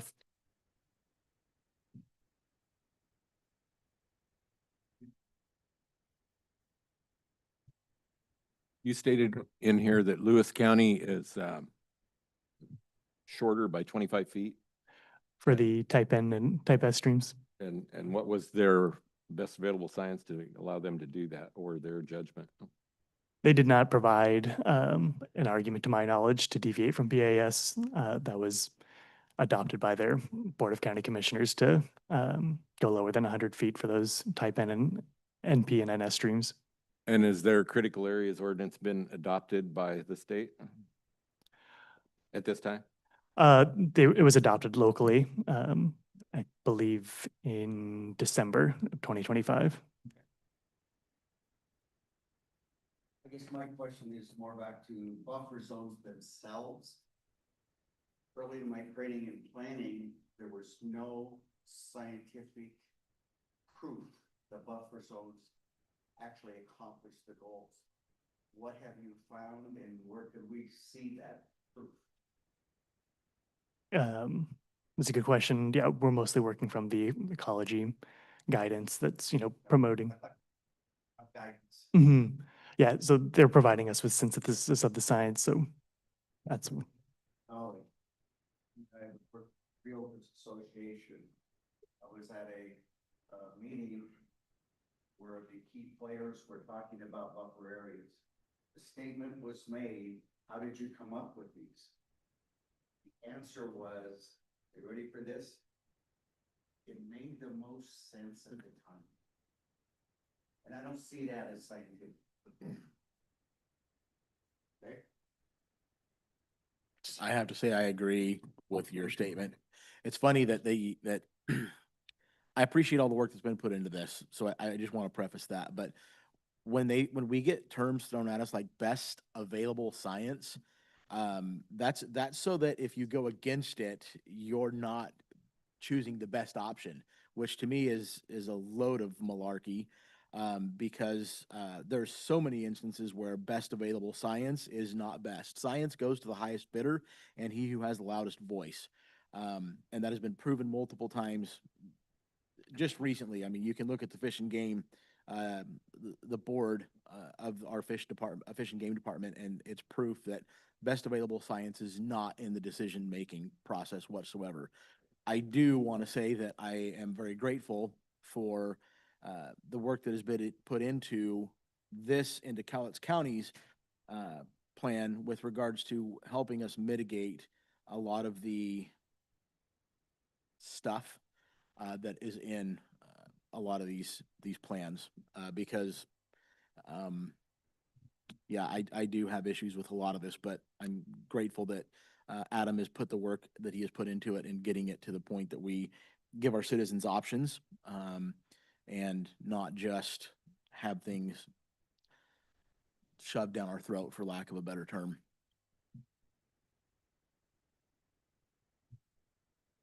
I'm just working off your red line here, Adam. Yeah. And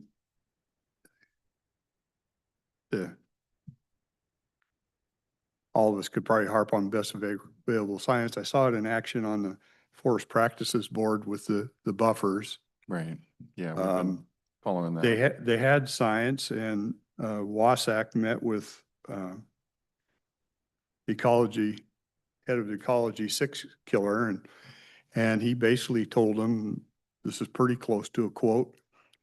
I don't care what that says. I'm going with what the environmental groups are telling me. So they don't really care about.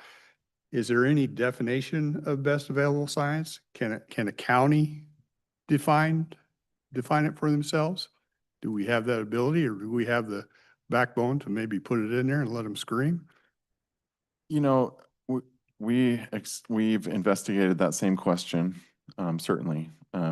If a county or counties got together with the financial backing to investigate and author or make the case for alternate science, and then use that as the basis to adopt, an alternate buffer width, for example. You know, that might be a pathway. This, you know, this project doesn't contain that budget. You know, we're not going out and doing a scientific investigation or authoring new science or paying other scientists to do research for us and make that case. You know, that But can we even just define what we consider best available science? Like it has to be done by somebody with knowledge. It has to be peer reviewed or something like that. Do we have any of those abilities to make it actually a little more believable? The state law does have a definition for what they consider best available science. Fortunately, I do not have that in front of me, but yeah, page 4 of the red lines does have that definition, and you know, it's not changing as part of this update. It's the definition in our current code. So, you know, I think that is an interesting aspect of this, is that, you know, the law of the state is these laws, these regulations are based on the best available science, and then that science turns out to be a moving target. And so here we are 10 years later, adopting an update based on the science that has occurred between 16 and 26. Like I mentioned, you know, a county or counties could get together and make that effort. That would be a lift. There'd probably be some financial contributions required to justify that.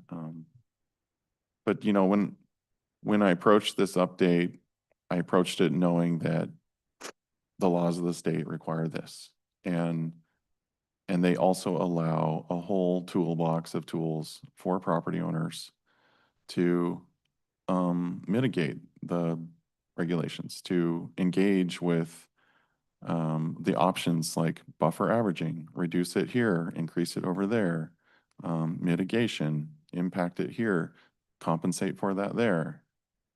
Reasonable use. You'll see lots of changes to our reasonable use section, which I think is going to come into play more often.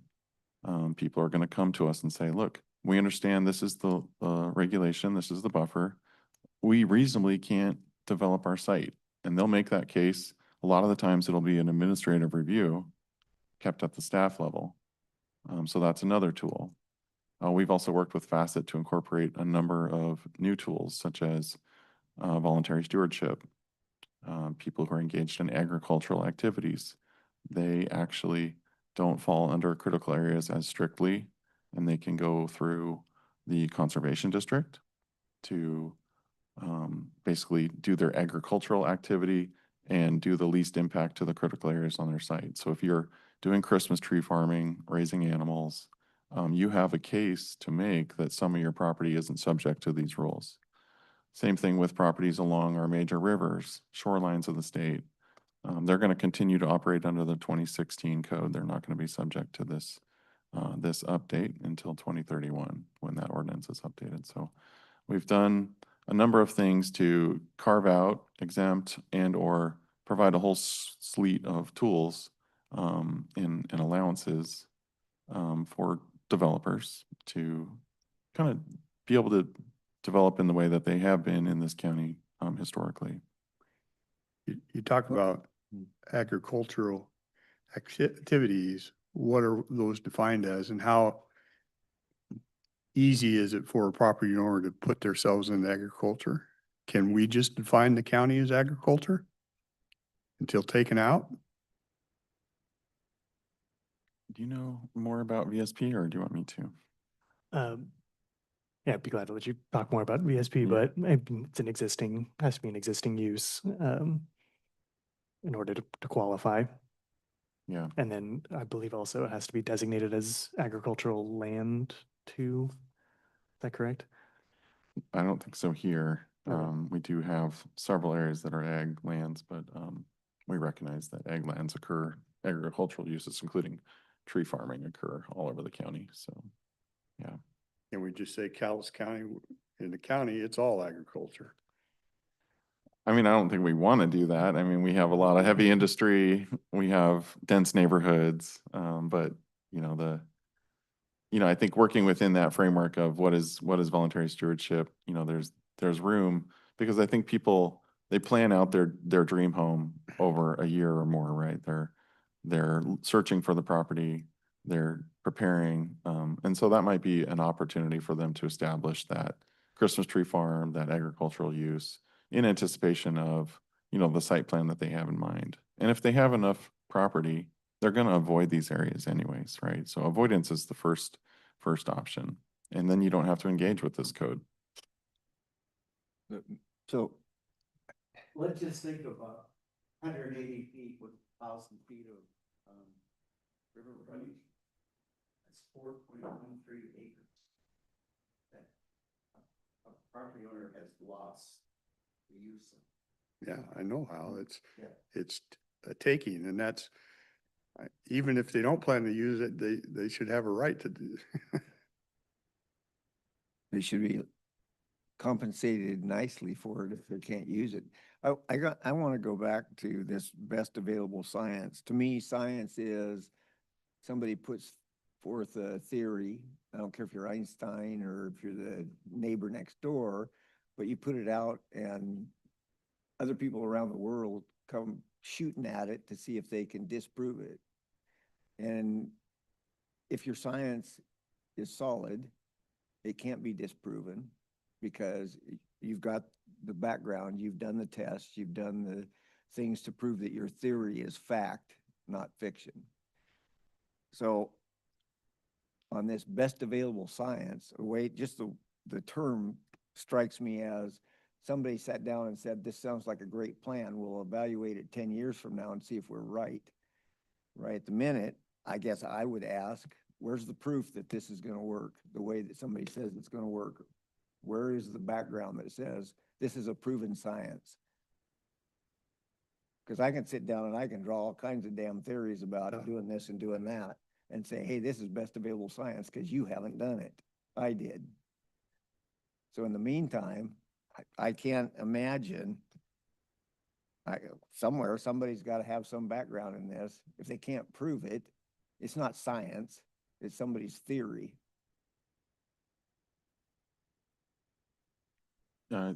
Kyle, you probably know quite a bit about the development of the BAS and the agency rulemaking that goes into it. You know, the shortest answer is that the legislature chose this as the standard for developing these laws, and then they require every jurisdiction to do it.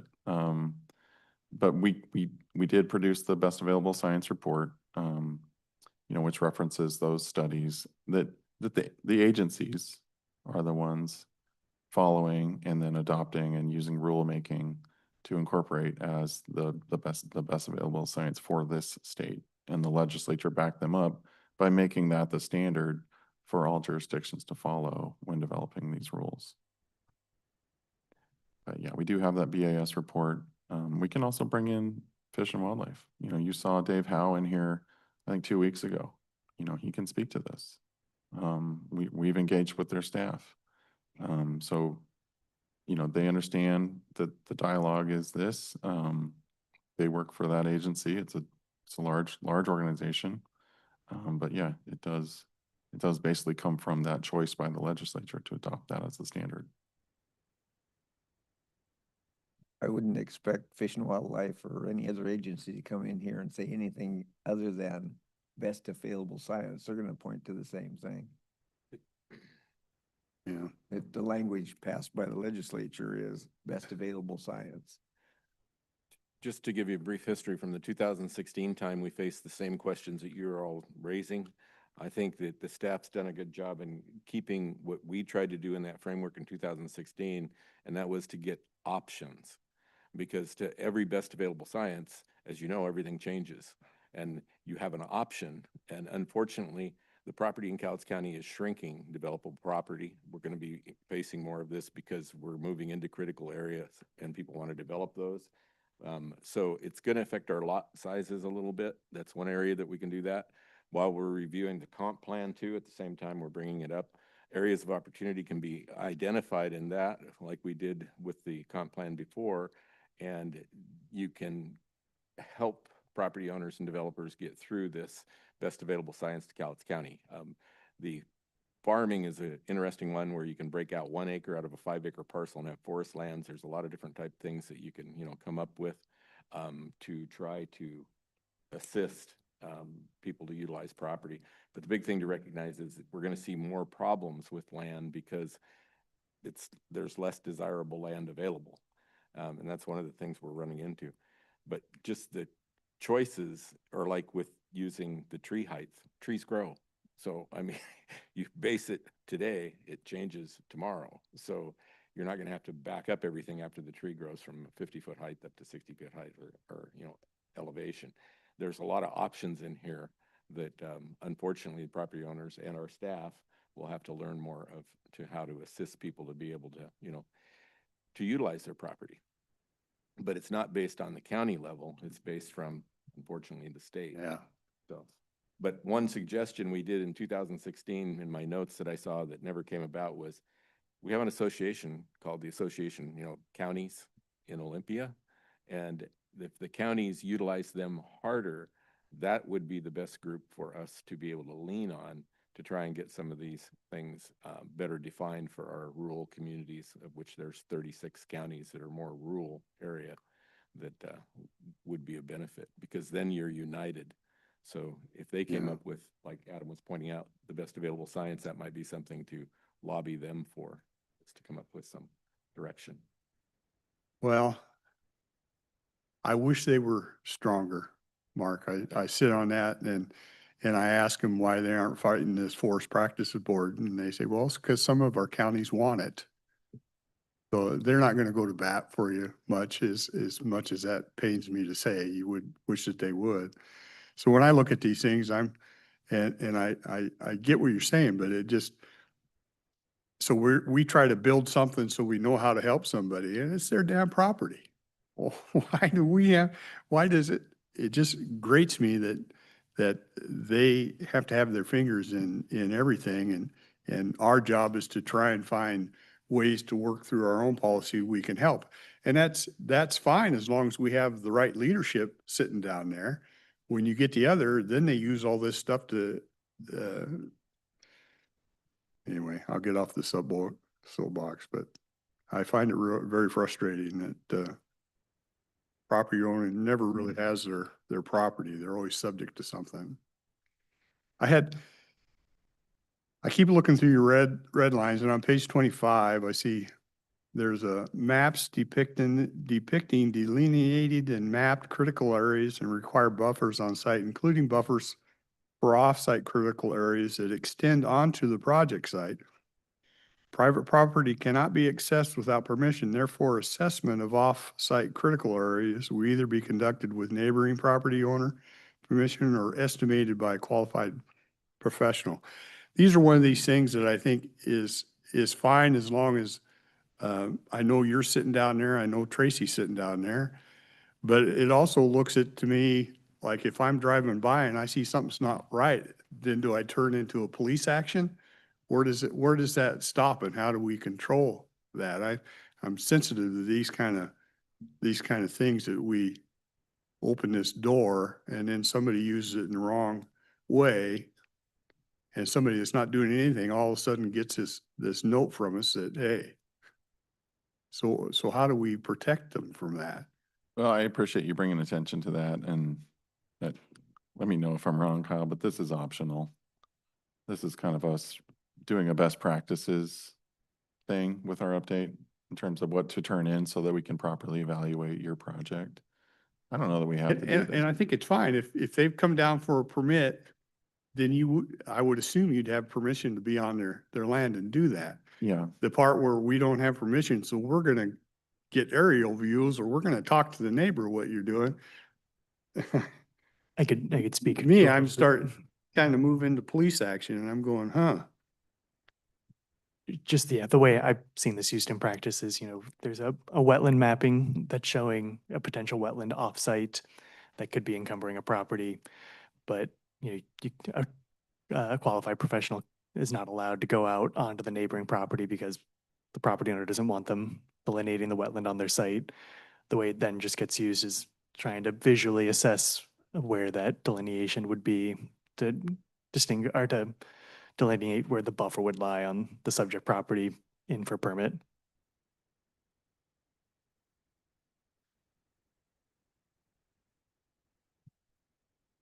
Yeah, I would be inclined to remove this proposed addition personally. I appreciate you bringing attention to it, I frankly. would be inclined the same direction. I don't know that it has to be in there. I think it just helps us spell out for some of our consultants what they can and can't or should be doing. The reality is these are professionals who do this for a living, and it feels like a little too much information for me. I'd probably just leave that one out. Thank you for that.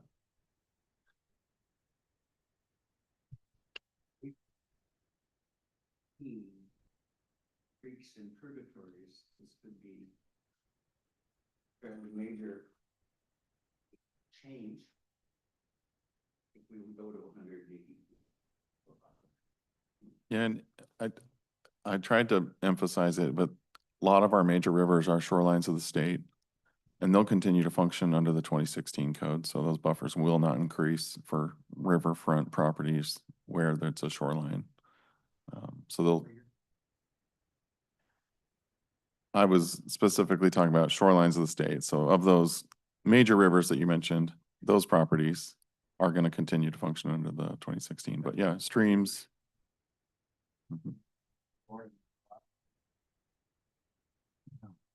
Yeah, depending on steam, some may still be shorelines of the state. But yeah, you're right. You're correct. That's exactly right.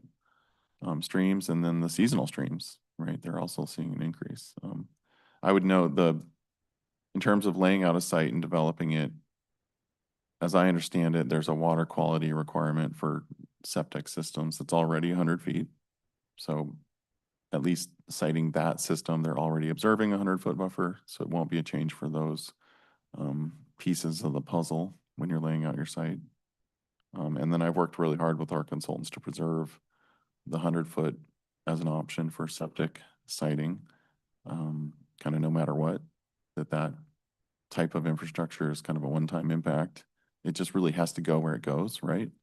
And if it can't, they're going to find themselves in a reasonable use situation saying, we understand it's not supposed to go here, but reasonably, what you're requiring of us is a very expensive alternative and a bunch of pumps and lifts. And so now we're back into, can we make it work with 100 feet? So that's been a centerpiece of my comments to Facet. As Kyle can attest, I keep talking about septic systems. So thank you for bringing that up. Adam, my question for you might make you a little uncomfortable, but you just said that you're okay with taking what the chairman just brought up out of there. At what point would you say, I'm good with just leaving this all at 2016?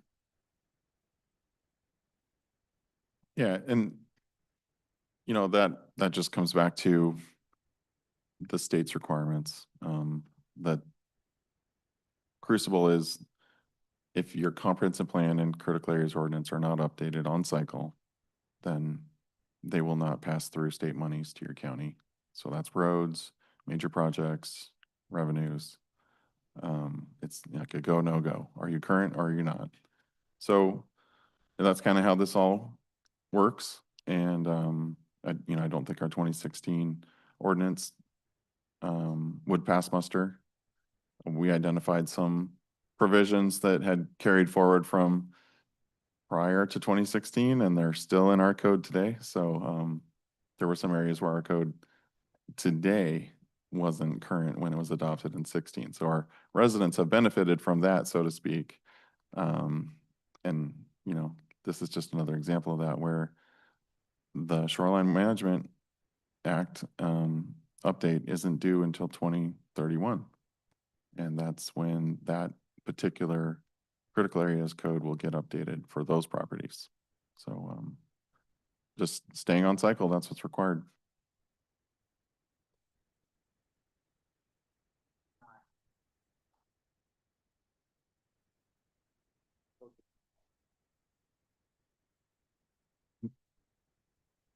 I think that they submitted a compliant draft, went through the peer review, and then when it came up for local adoption, they found reason to adopt a slightly different number. And so that's how it sits on the books for them locally. They've not been challenged, is maybe a more accurate way to put it, but yeah. Because it's so new, they just recently adopted it. Yeah, January, I think, December. Mhm. And I'm on page 43, 44, we have a list of classifications and descriptions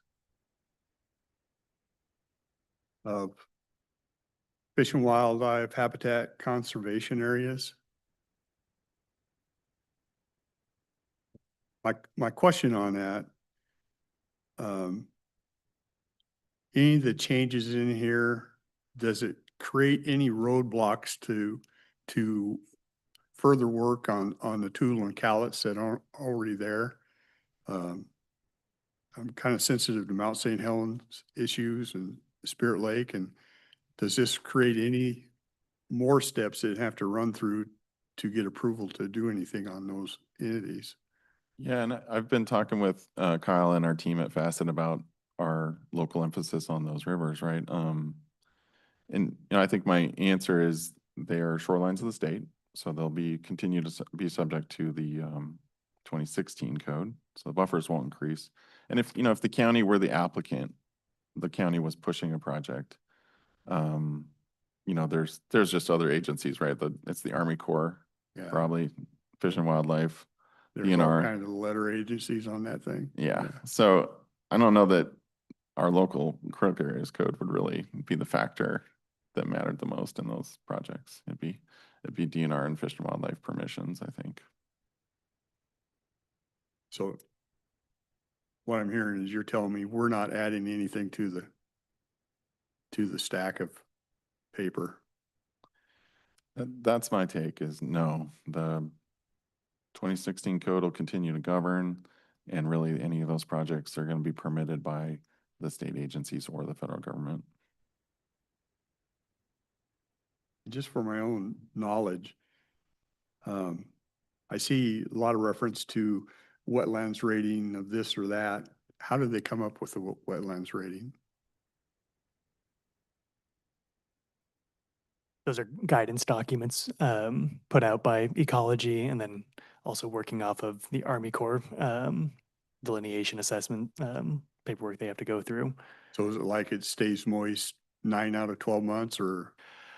Correct, it's all like based Right. off soils and vegetation present.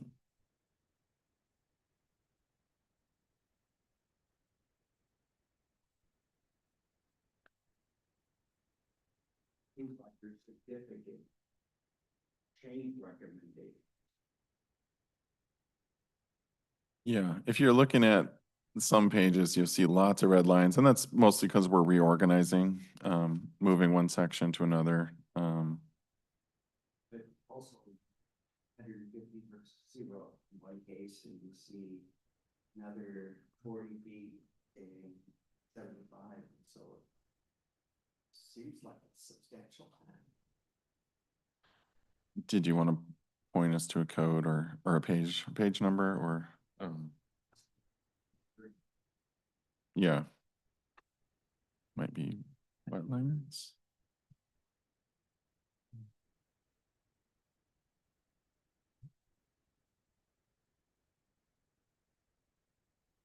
Do you,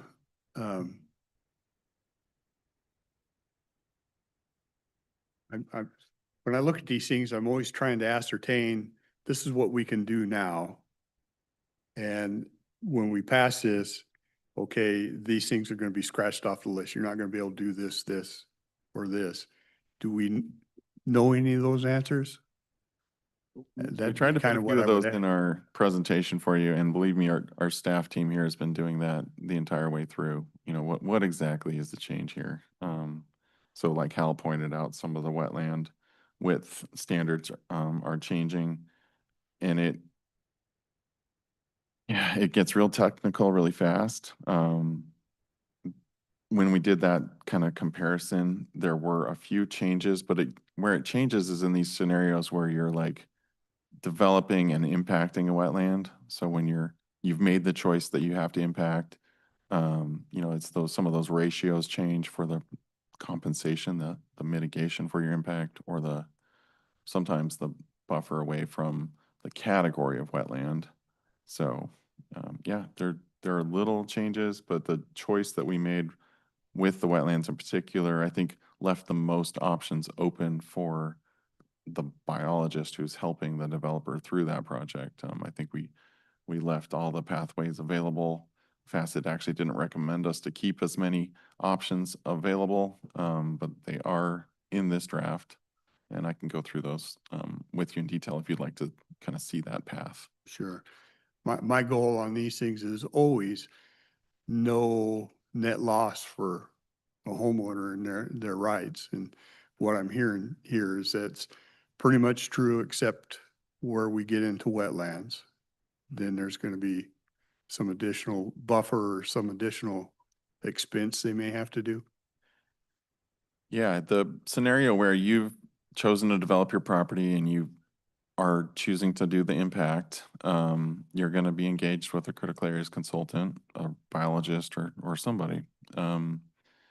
I'd say a lot of the times people end up hiring those consultants regardless if they have these features on their property. And a lot of our properties in the county have these features. So in terms of making people hire experts, it's not going to increase that number because there's so many properties that have these features on them, these critical areas, and people are already hiring the experts. There'll be a little more work for those experts to do to take advantage of the tools that are in this update. I know we have some builders, contractors in the audience. What do you think of some of this? It is a workshop, but we'll have to bring you to a mic, Travis. One thing that I always love hearing flexibility. We've got flexibility built in. I deal with all the time. I do probably at least 200-300 permits through Cowlitz County a year. The one thing that I can say that consistently happens with site plans and layouts with homeowners that I do, 9 times out of 10, we end up shifting building sites. We end up having homeowners change their plans, their dreams on their property to avoid the added cost and burden of dealing with the critical areas. So while we have flexibility, the reality is flexibility really only comes into play for homeowners with deep pockets. Otherwise, we either end up abandoning the property altogether. I mean, how many people when they go to buy a piece of property or when they're first starting to shop are dreaming about having a nice little stream or a wetland or something that they can look over, the ability for them to utilize those, for their own enjoyment, for beauty of their property, only really comes into play if their pockets are deep enough to get through the hurdle. I mean, the average wetland delineation, even for a simple one, is going to add, let's say, $6,000 to the overall cost of that build. And for a young family starting out, that's a concrete apron and then their sidewalk going to the house. I mean, we end up with, and the problem is that there is really only flexibility if you can hire a professional. I couldn't do my own research and write my own habitat assessment and be able to meet those same factors doing my own work. And that's where I really have a problem with what our state is doing to us. And I say our state, I don't want to put that on these guys. They're working within a system that they've been kind of forced on. I'm in environmental health. I work in the same thing. There's things that I agree with, things I disagree with, but we're working within a system. So where I get frustrated with all this is when I hear about all the flexibility that's being built in, but then I also understand that flexibility is only there for those within Washington State that have deep enough pockets that they can manage it. That's my soapbox.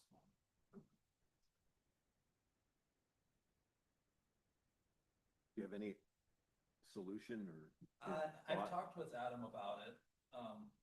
What I would really like to see if we're going to work on some flexibility is working on some flexibility to allow for some prescriptive stuff that the homeowner that's ambitious enough to take his time to learn something could actually be able to do some of this, or, you know, we do have college classes that are available for, the biggest problem that we're dealing with right now with environmental planning, part of the reason why those costs are so high is we've only got a handful of people that can even meet the requirements to do the reports. So, you know, when you're already booked out 3-4 months and you've got somebody calling wanting you to do something right away, that price is high. You know, and I can't blame the people for putting a high price on their time when they don't have the time to breathe. You know, so where I would really like to see some flexibility worked on big time is creating some flexibility, and it's through multiple different things, not just with planning, but I would love to see anything we can do to create more flexibility to allow the homeowner to be able to meet the demands and the needs without having to spend thousands upon thousands of dollars with professionals, and then only the professionals when they're real things that are trying to be done. I mean, if you're trying to build within 50 feet of a creek with a setback of 75 feet, and you just need to do a little bit of buffer averaging and some habitat stuff. I mean, I would love to see some kind of prescriptive, you know, if you do this and you do this, we may be able to do this, you know, so that we could kind of, number one, take the burden off the industry since we have such high standards for professionals. And number two, to give some power back to the homeowner to be able to do something on their own with their property to make what they want to have happen. But does a plan like this allow for that type of leniency, Adam?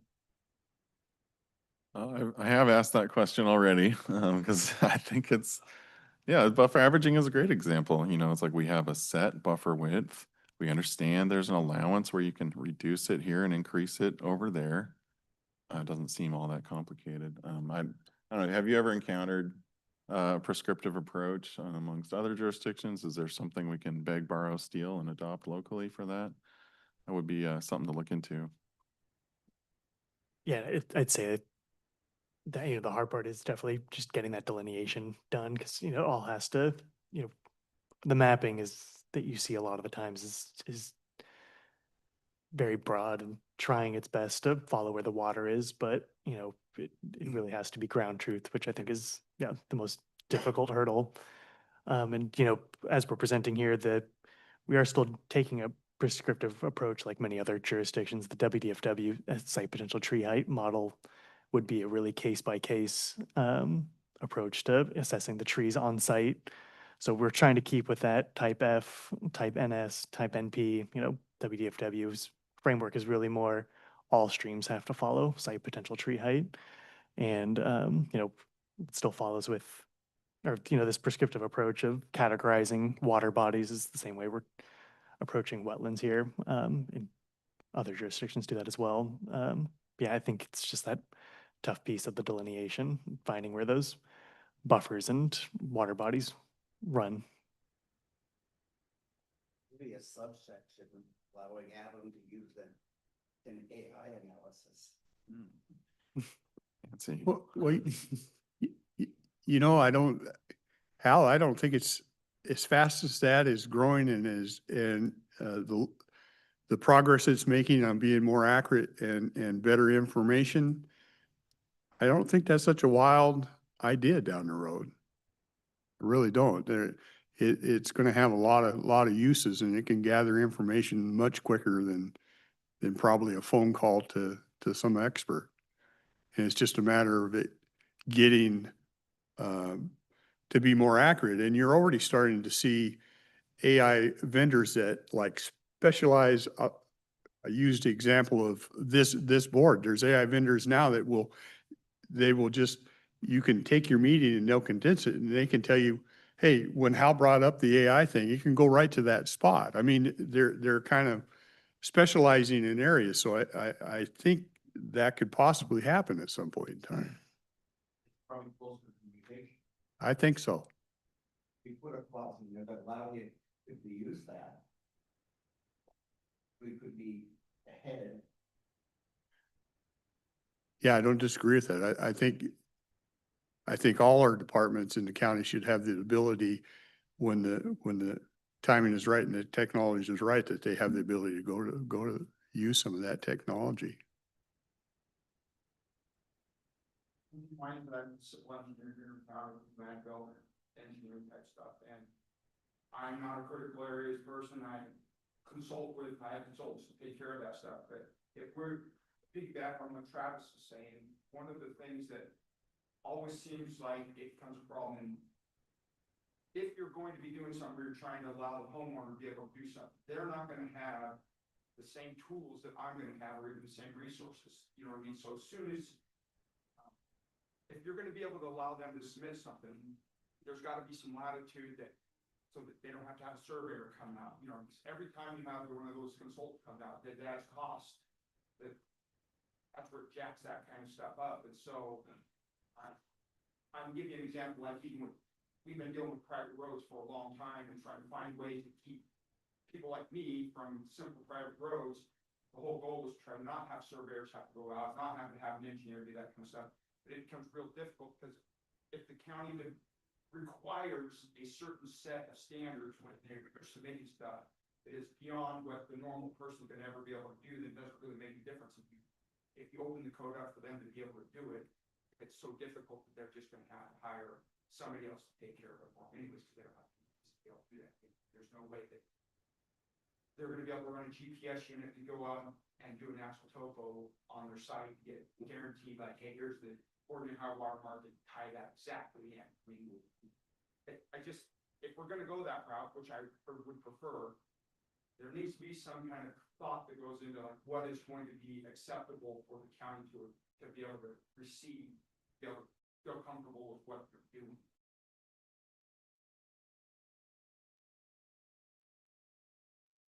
I think a good way to approach it, if we do have that flexibility, site flagging, marking the perimeter marking, and if the drawing is not exactly correct, but they flag things, you can do a site review with the drawing and everything kind of matches on the buffers that they're showing on where they're setting aside. So yeah, but that's a question kind of later on down the road, but I agree 100%. I just know that as things keep moving forward, we're not gonna, as the industry's not gonna be able to keep up with the demand, period. I mean, we're already at max. I can tell you right now, we're not even in the busy season, and I'm almost a month out in my industry. So.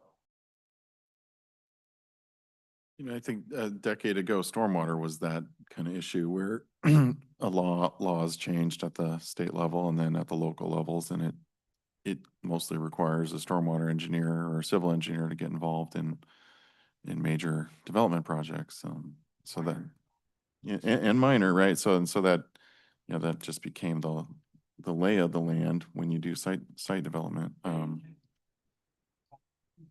of course, with everything, expectations get so high that, you know, a normal person looks at it like, this is all Greek to me. I don't even understand terminology, let alone being able to produce documents jurisdictions are asking for, even on a 3,000 square foot of new impervious surface product. I mean, it's a house. Yeah. I can't do it. I have to hire somebody to do that. That's frustrating. I don't want to do those kind of projects. I do because, you know, those people need their stuff done, but when you make it so hard for them to even be able to do stuff they're supposed to be able to do, it's a thing. I feel for them. Well, I'd like to believe somebody with a 100-foot tape measure and a high school education could probably come out pretty accurately and meet the standards. However, a lot of high school education people nowadays can't read a tape measure. So I don't know the ins and outs of fixing that. Unfortunately, we're seeing exactly what's happening too, is that they don't want people to have the American dream to be able to get your 5 acres and build your house and live in happiness. They want to push you into the city. They want you to be in multifamily. They want you to be confined. And I'm sorry, but that's the reality today. And unfortunately, it's very difficult for communities like ours, that's why people come here, is for the quality of life here. And it's more and more difficult. Yeah, there's a lady had her hand up. We're getting complaint because we are live stream, so we need to get you up to a mic so people on stream can hear you. Thanks, Tabitha. Just up there by Mark.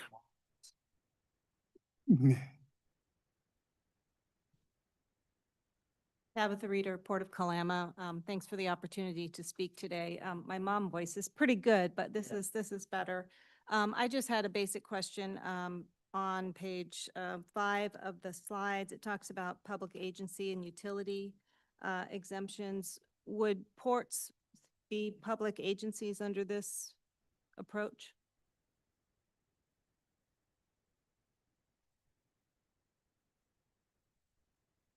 I believe so.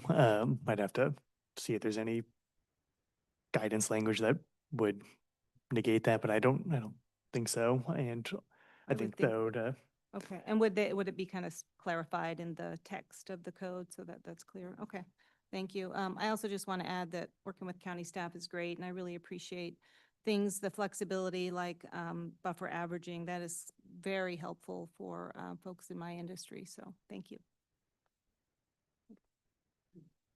I have a question for the gentleman next to Travis that spoke up, the developer.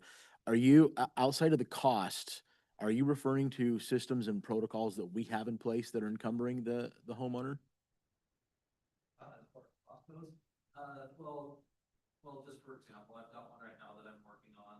We're not for planning clearance. There's been some extenuating circumstances that have added a little bit more cost to it. However, the habitat assessment was $4,500. We've got to have some updates to that habitat assessment, so it's going to get another $1,500 to it. I don't know what critical areas permits, all the different planning clearance permits and stuff, those are probably going to account to about just roughly $2,000 on top of that. So it's a single 5-acre parcel, so he's going to be, but I can be done with just the planning clearance portion of it. He's going to be into it probably $7,500.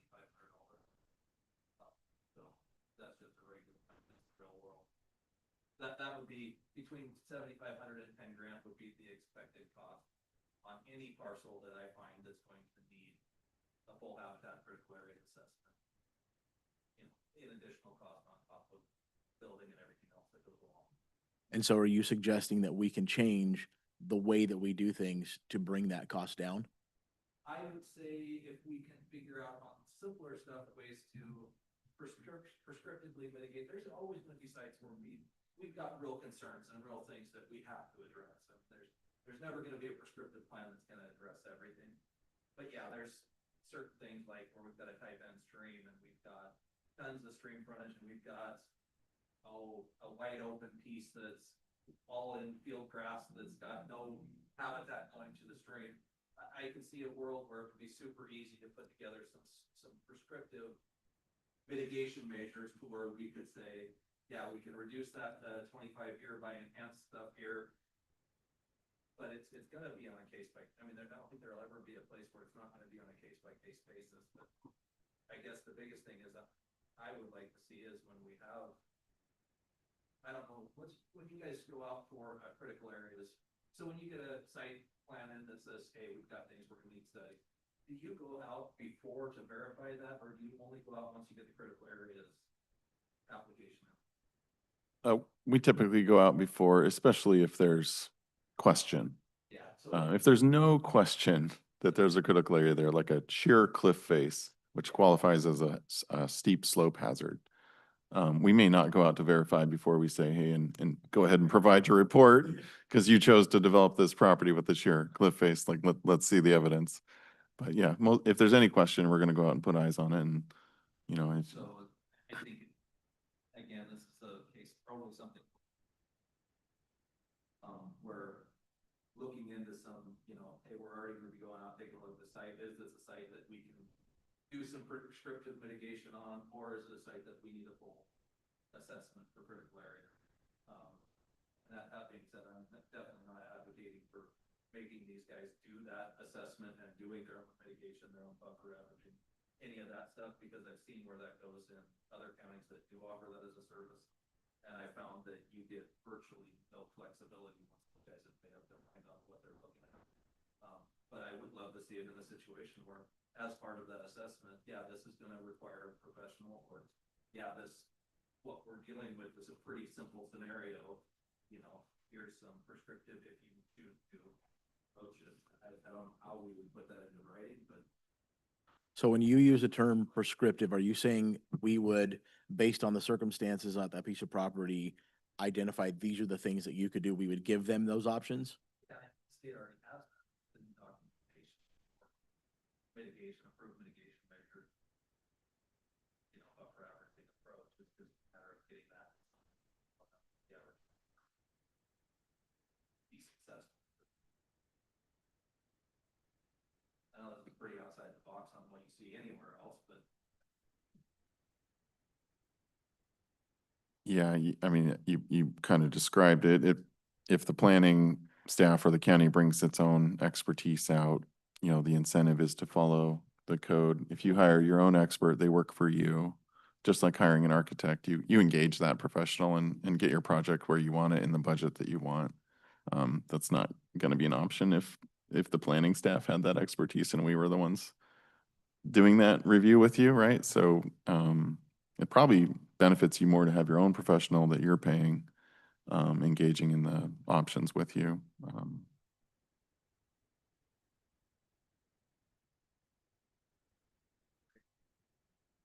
Yeah, like, you know, that simple scenario that, you know, it's like they're almost able to avoid, but they just need to buffer average right here, you know, and that mitigation is spilled out. It, like ground truthing, right? So that, knowing exactly where the beginning and end of that buffer is, we would just be guessing. We're not the biologists, in this scenario that have the background to identify the. And you know how to work tape measure. Yeah, we've got a few different measurement tools in the office. And we even have some science background, but again, you know, we're in the position of reviewing and applying the rule book. This would be the toughest part of the update. Yeah. Yeah. I would, Adam, here's what I would ask you. And I'm not looking to push anybody out. I'll stay if you still have stuff you want to do, but I want to know that you must have had some kind of idea when you brought us together, information you wanted, or, you know, I want to know that you've kind of gotten a sense of what you need from us, or direction, or you feeling. Yeah, and both groups get to weigh in and review this draft. Okay. Both groups will have an opportunity to vote on a recommendation and approval. Doing this joint was super helpful, and I really Okay. appreciate all of your time and your attention today. And I know planning commission is gonna go next door and still have some questions or whatnot. Yeah, so that's an option. We did go longer than anticipated, but if Yeah. there's more, Well, we're gonna just I'll walk leave over it up there. to planning commission, what they want to do, and I'm glad you brought, I see BPAC folks in here. I think that's good input. So you feeling like this is worth your time? 100%. I really appreciate everybody's attention. Okay. We prepared, we talked about every one of these questions. We've worked real hard to keep that toolbox, as full as possible.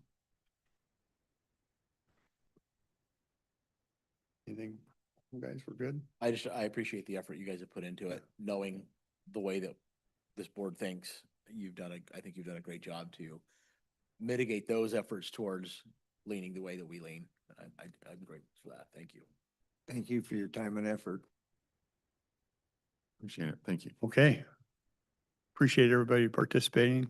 I sincerely mean that. It's always nice to have experts in the room. So thank you for your time. We will adjourn.